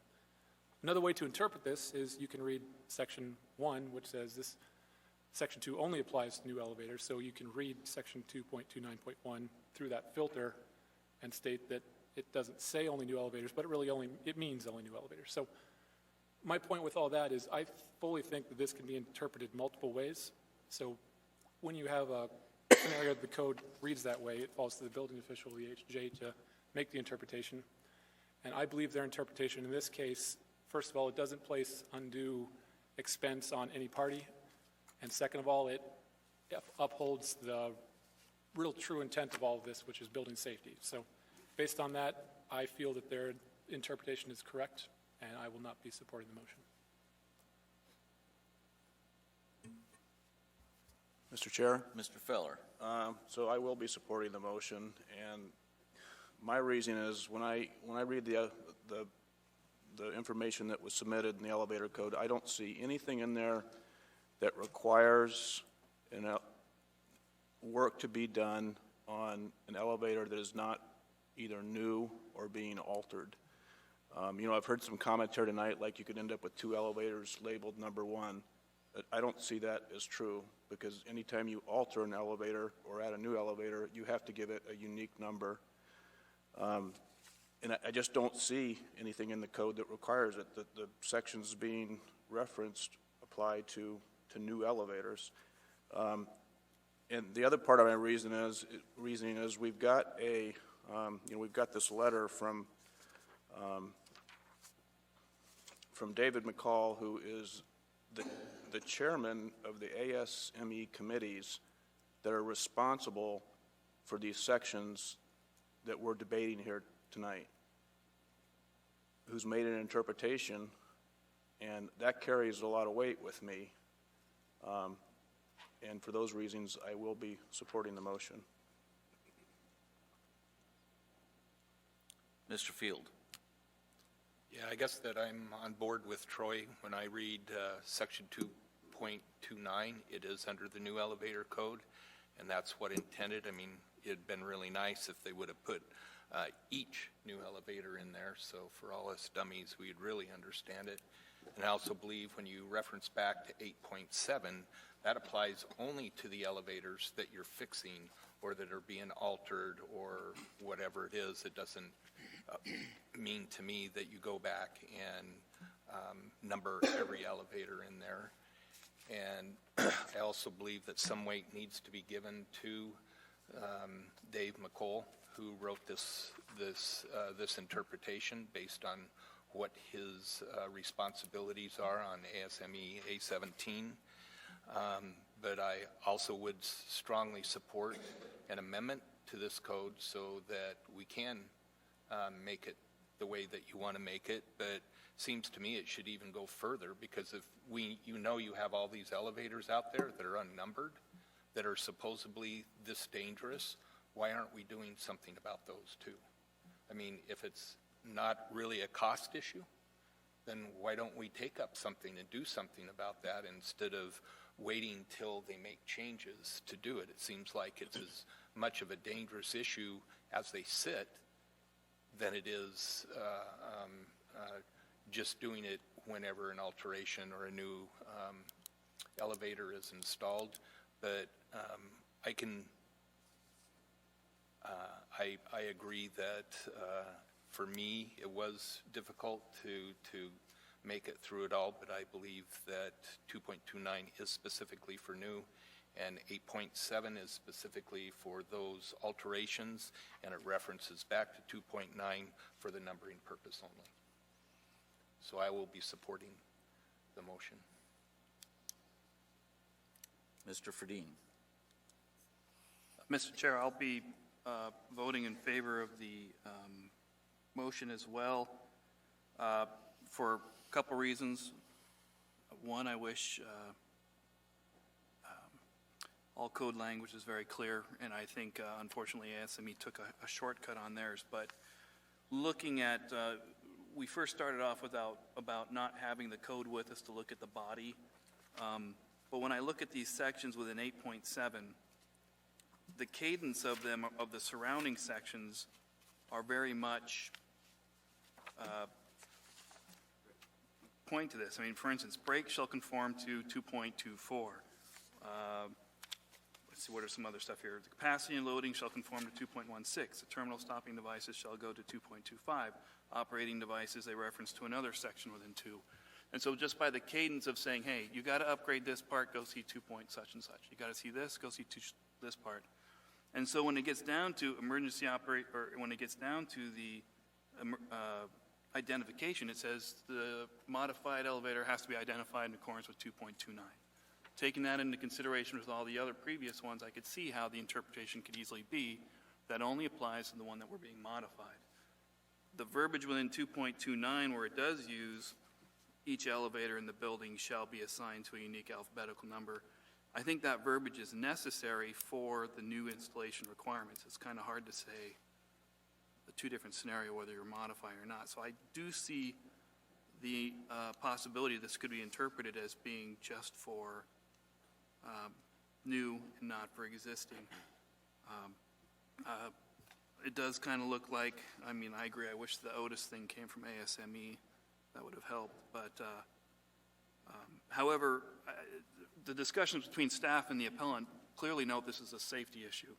Because this is not a particular case that we will have West High or Diamond Center be at risk of a life safety issue, I don't have a problem saying we don't, that this interpretation is not the way that the Muni says, because there is an easy out, and I really would request a policy be written on this so that it's cut and dried, all known, the design teams know about it. I mean, it's an easy solution, something that can get written up really quick, and no lives are at risk at this point tonight if we just say, please write a policy, and it'll be done. Mr. McKee. I just wanted to point out that in 2.29.1, in order to establish a unique identifier, the other elevators have to be reviewed for their identification. And they could be all correct, and you may not have to do anything to them, but to establish a unique identifier for the new installation, you have to reference those.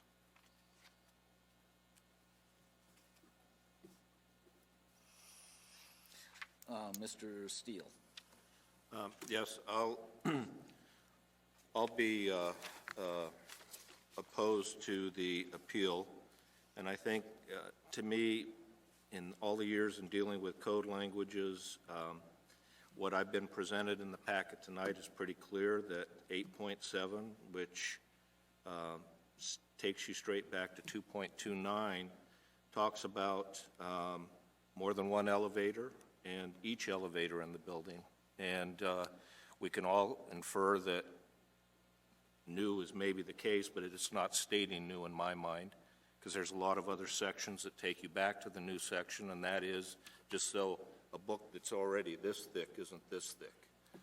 And this, again, is another reference back here that says 2.29 tells you what has to be done with the identification.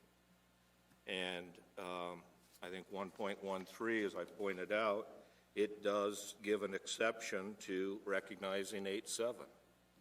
So it is, in fact, giving you ground to understand that 8.7 carries the weight of having some influence in this section. And the fact all these other highlighted references are telling you specifically what is required, I think is logical interpretation. And again, as the maker of the motion stated, the building official is making an interpretation, and from what I've seen tonight, it's supportable in my mind of the interpretation that's been made. I think in some of the conversations, there's been discussion of a period of years that this has been in place. It seems to me that it would be hard for the industry to not be tuned into that. In fact, if that's the case, I have no reason to one party saying it has been the case, and I didn't hear the contrary to that. So I think there's history here that is basically saying that this interpretation has been utilized for a few years. Now, in terms of next steps, yes, a policy would maybe be in order, and perhaps contacting Mr. McCoyle to suggest that if he feels it's that clear that it's only new, that all they have to do is add a couple of words in that 2.29, and it's clear as a bell, but those words don't exist. So I can't be supporting this appeal based on what I've summarized. Thank you. Anybody else? I'll throw in, Mr. throw Logan. in my towel here. I'm back and forth. I'm code fries me more than anything. You know, if we want to get into this unique, there can be two ones that are unique. I mean, you could drill this thing to the, you know, you could have a big one and a little one. In some reference, those are still unique in themselves. So, even though they're both ones, you have a blue one and a green one.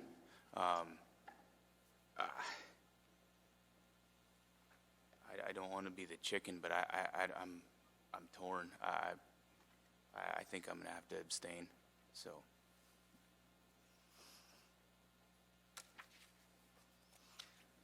Speaking for myself, I will not be supporting it. I've thought about this a long time, since I was on the three-member panel. I've been using logic that if it was elevators within a control area, I would expect those to be labeled, not just one car because one car went through an upgrade, but all of them because they're within that control area. And I don't think that's unreasonable. And I don't see anything in the code that says within a control area. So if I want them for the bank of 6, I have to do them for the building. And I can't separate out because the code hasn't given me anything. Our charge is we cannot change the code. We have to enforce the code and interpret the code. And I haven't been given anything that can push me away from, you know, I can't get some anywhere in this thing. And when we were at the three-member, I tried and tried and tried, but I couldn't find it then either. So I will not be supporting the measure. Anybody else? That being said, I'll close this and I'll call for vote. Mr. Field, I support the motion. Mr. Cowling, I do not support. Mr. Straight. Do not support. Mr. McCann, I do not support. Mr. Feller, I do support the motion. Mr. Ferdine, Support the motion. Mr. Steele, No. Mr. Loken, Abstain. Mr. Hawkinson, Yes, I support it. Mr. McKee, I do not. Mr. Brady, I support it. and Mr. Bowie. No.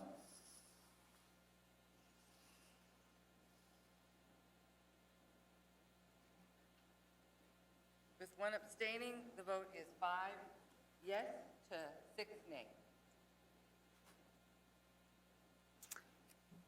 As I understand the rules, it's a majority, so it's not passed in favor of the appellant. It's in favor of the municipality. Either party does have the opportunity to appeal this to the judicial system. I thank you for your time and for your attention. Can I make a statement? Quickly, please. This has been an interesting process. It really has, and I really appreciate everybody's input to this. I think probably the outcome is going to be that what was suggested as a local amendment will make it a lot clearer. And this is part of how due process works, and I'm happy to be a part of it, and absolutely agree with the outcome. Thank you. Thank you very much.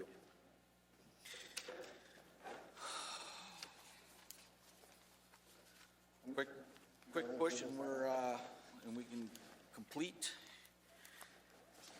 Trying to find my agenda that I've buried 3 times now. Elections. We're not quite done, guys. It is our annual meeting and an opportunity to reestablish chairmanship. And Being that, I don't believe we took any nominations ahead of time, did we? We have not. So all nominations are from the floor. I'll entertain, starting with the chair, nomination for chairs.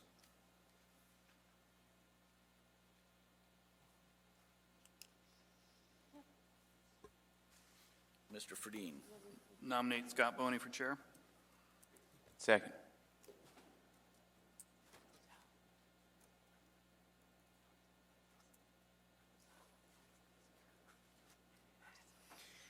Any other nominations for chair? Please? Mr. Steele? I move for nominations to be closed. Oh, I second. Moved and second.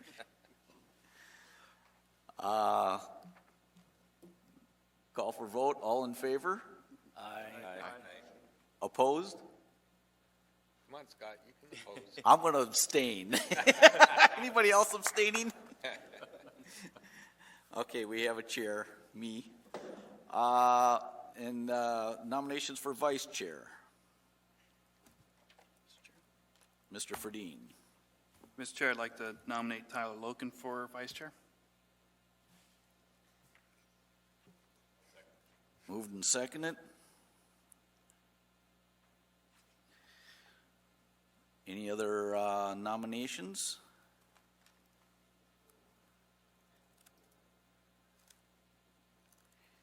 Hearing none. All in favor, say aye. Aye. Opposed? Abstain? Sure. One. Congratulations, Tyler. You're in the hot seat.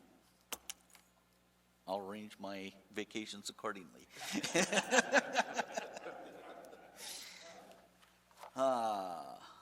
Reports. And I'm willing to bet the building department has some information for us regarding Title 23, Title 23. correct. And by the way, the staff would like to, on the record, welcome Mr. Brady to the board. We're really pleased to have you. Thank you. Be glad to have your perspective. You do a lot of business with us, and it's going to be helpful. Title 23 has had a long and arduous journey before the Assembly. The bulk of it was adopted on March 8th. There were several amendments introduced by Mr. Starr. There was a motion to reconsider the adoption with the amendments. That motion failed. However, in the interim, so Title 23 as adopted that night stands. However, there was an introduction of 3 amendments to the new code, which will be heard at public hearing this coming Tuesday, the 23rd, I believe it is. 22nd. So those 3 amendments have to do with deleting the exemption for unfinished basements and floor protection over unfinished basements, for refining the exemption for a water heater to focus on electric water heaters in single-family or duplex residences that do not require plumbing or piping. So that would be one exception for which a permit would not be required. Right now, the code is adopted the night of the 8th, allowed for no water heaters needing exceptions. No water heaters needing a permit, and on review that was determined to be not the intent and too broad for the hazards associated with installing water heaters. So that'll be heard on Tuesday night. And then the third thing had to do with fire service areas and establishing a process for appeal. Right now, if you live in an area that's not in the fire service area and there's a wildfire, for example, that comes across your property, you get billed by the fire department for fighting that fire on your property. And it's recognized that in some cases that has nothing to do with the any bad acts by the owner of that property, and there should be a process for appeal. So the next amendment establishes that process, appealing to the fire chief. So there may be one other one having to do with fire service areas, but that's being added right now, if it's going to be added at all. And I want to emphasize, this is a whole new ordinance, so this is a new public hearing, and so if anyone has comments on any of those three issues, they'll be able to testify on Tuesday night. Was there And any I should discussion say about? the remainder of the adoption takes effect April 1st. No fooling. You said that before. Was there any discussion about the partial height blocking at all? My understanding is there will be no amendment coming forward on that with this ordinance. I should also mention, so that's what's going on that. I should also mention there is a significant change in the new Title 23 that reverts to half-hour inspections. It discusses half-hour inspections, and that is not being revised. What it basically says, bear with me 1 second, is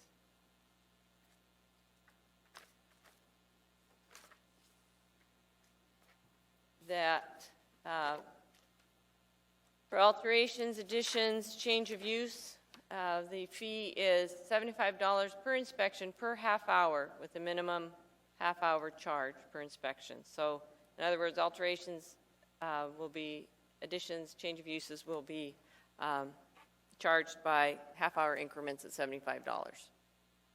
So, then on that same language is in the basic inspection fees and in the unscheduled or reinspection. Unscheduled each are half-hour with a half-hour minimum, and that's $115 for a half-hour.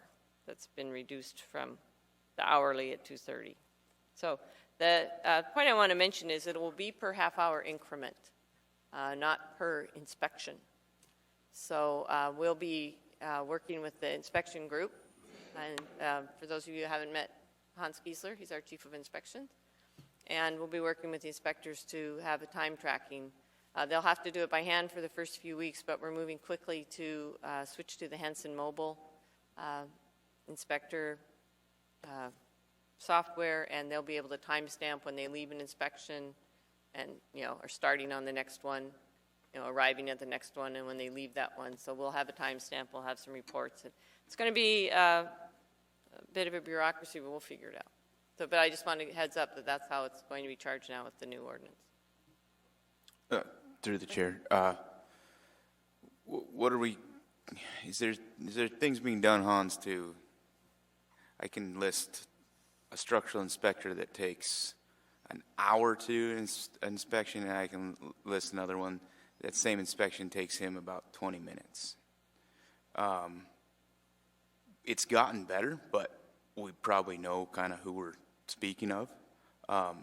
There are some structural inspectors that, regardless if they're new, they struggle to get an inspection done in a timely manner. So when you have, I know we try to push consistency, but we're still seeing that in the field. So when we come to paying for inspections, it's maybe more of a note or just a item to make sure we work on.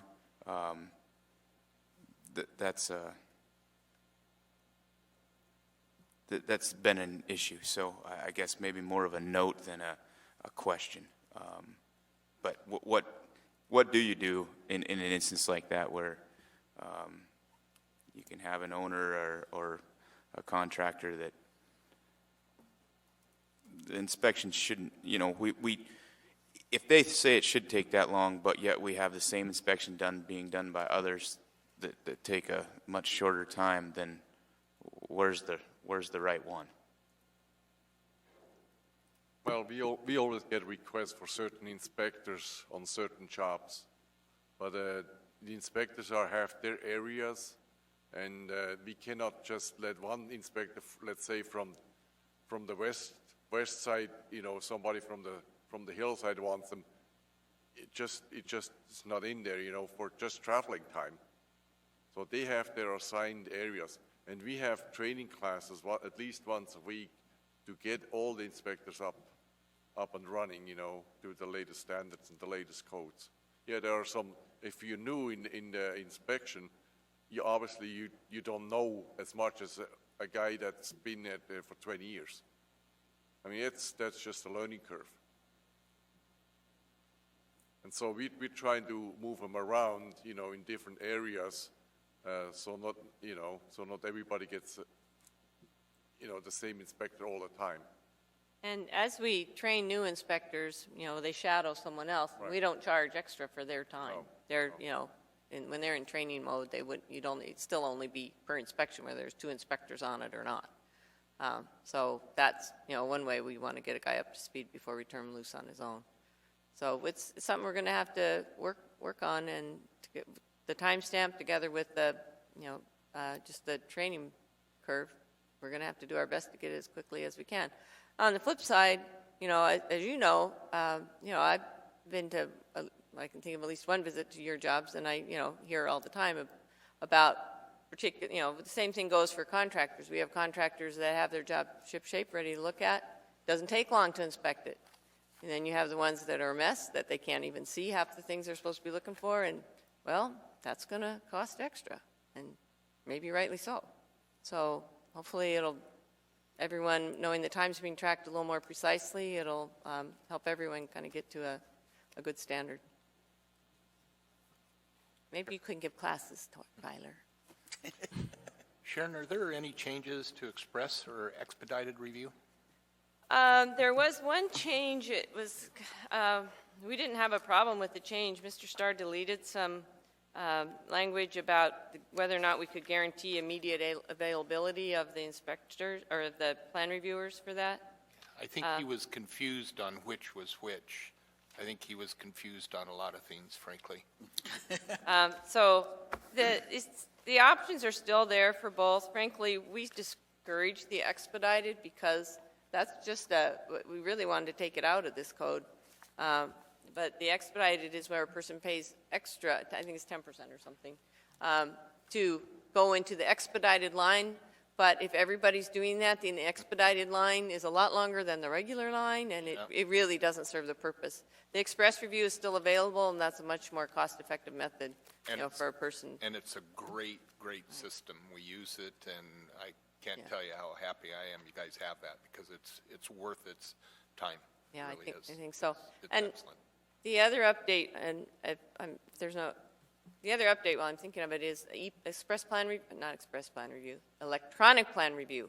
We're working with the vendor. They have made 2 visits now. It's going very well, the implementation of that system. They've put it in place in about, I think, almost 24 other jurisdictions. So, and the 2 guys we've been working with, it's just been going very smoothly so far. So the next thing that'll happen the first week of April will be staff training, and then they'll be followed closely by some working with, we're going to choose about 4 customers with kind of consistent customers to be the first trial customers with it and work with them. Then there'll be general training for all customers, and it'll be stood up, available to everyone around the 1st of July. We're shooting to beat that if we can, but and as fast as it's going right now, we're hoping to beat that number. But hopefully by beginning of 3rd quarter, you'll be able to submit plans electronically. So once this gets up and running, is it going to cut some time out of review time or anything, Sharon? What the folks are telling us is that your first review is still going to take what it takes. The reviewer still has to get familiar with the plans, understand what the issues are with them, and it's going to take, you're going to see a slight saving just because not handling the paper and everyone can look at it at once and doesn't have to wait till a plan set's back in the cubicle, cubby available to be looked at. So there'll be a little time there, but the big savings is in the subsequent reviews, because The new submittal can come in electronically, be overlaid over the old one. Changes are very clear and apparent, just should really speeds it up. And they're seeing, that's where most jurisdictions are seeing a big savings in time. So more than one reviewer can review at a time? Yes, they can. They can all look at it at the same time if they want to. Well, I would think that would be very helpful. That's going to help. Yeah. Thank you.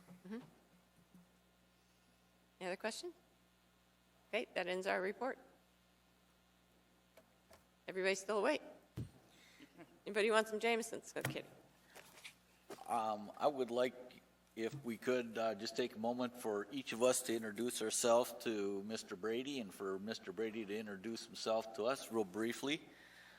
Starting on the end, I want to catch Mr. Hawkinson's ear real quick here as he writes. Just a little brief, who you are, who you work for, and whatever's of interest to share with that. Mr. Hawkinson.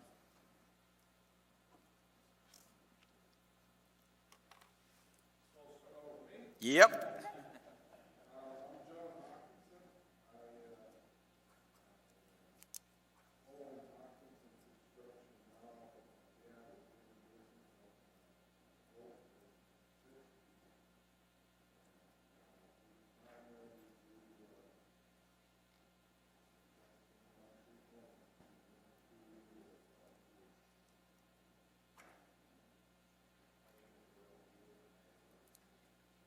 Hit your mic, please. My name's Royal Field. I work for Neisser Construction. I'm currently the design build coordinator for Neisser Construction. I've lived here since 1976, and I've worked for Neisser Construction all but one of those years, so I've worked for them for 40 years now. And primarily just do commercial work. Welcome. My name's Troy Feller. I'm a structural engineer with BBFM Engineers, and I've been a principal with BBFM for 20 years now, and do mostly commercial design. Hi, CB. That's it, huh? We're not introducing ourselves to the board, just CB, so, and I didn't feel like I needed to go through something, so. I'm Scott Boney with Rim Architects, principal there, and jeepers, I was just looking here, I've been on the board since '04. Greg? Hi, I'm Craig Ferdine. I work for PDC Engineers. I'm a mechanical engineer on the board. I'm John Steele, and I work with Bettisworth North Architects. I'm an architect, primary role, however, is project management. Hi, I'm Sterling Strait. I'm a structural engineer with Manaway Parsons, mostly do industrial, commercial stuff. Steel. Eric Cowling, we've worked together, electrical engineer and principal at EIC Engineers. I'm Preston McKee, work for Raven Electric, technical services manager there, electrical administrator. Don McCann, McCann Plumbing and Heating, mechanical administrator, owner-operator. Well, I'm CB Brady. I started Benchmark Construction. This is the 10th year, and I know a few of you. I'm not sure I'm super excited or super scared, but thanks for having me.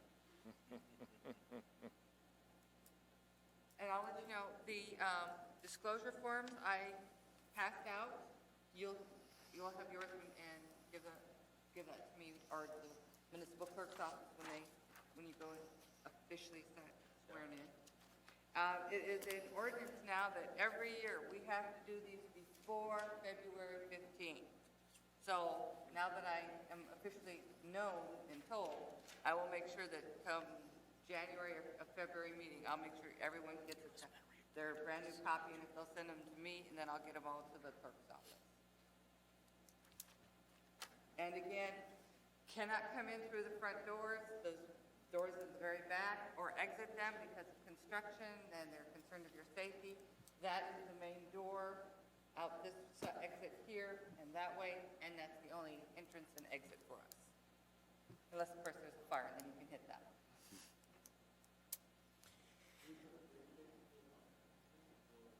No, the day you were actually confirmed by the assembly. I got a list right here. So would it be the first or And I will let you know, I there put are a both few of of you up for reappointment come October, so you have until maybe August, September before I'll start bothering you.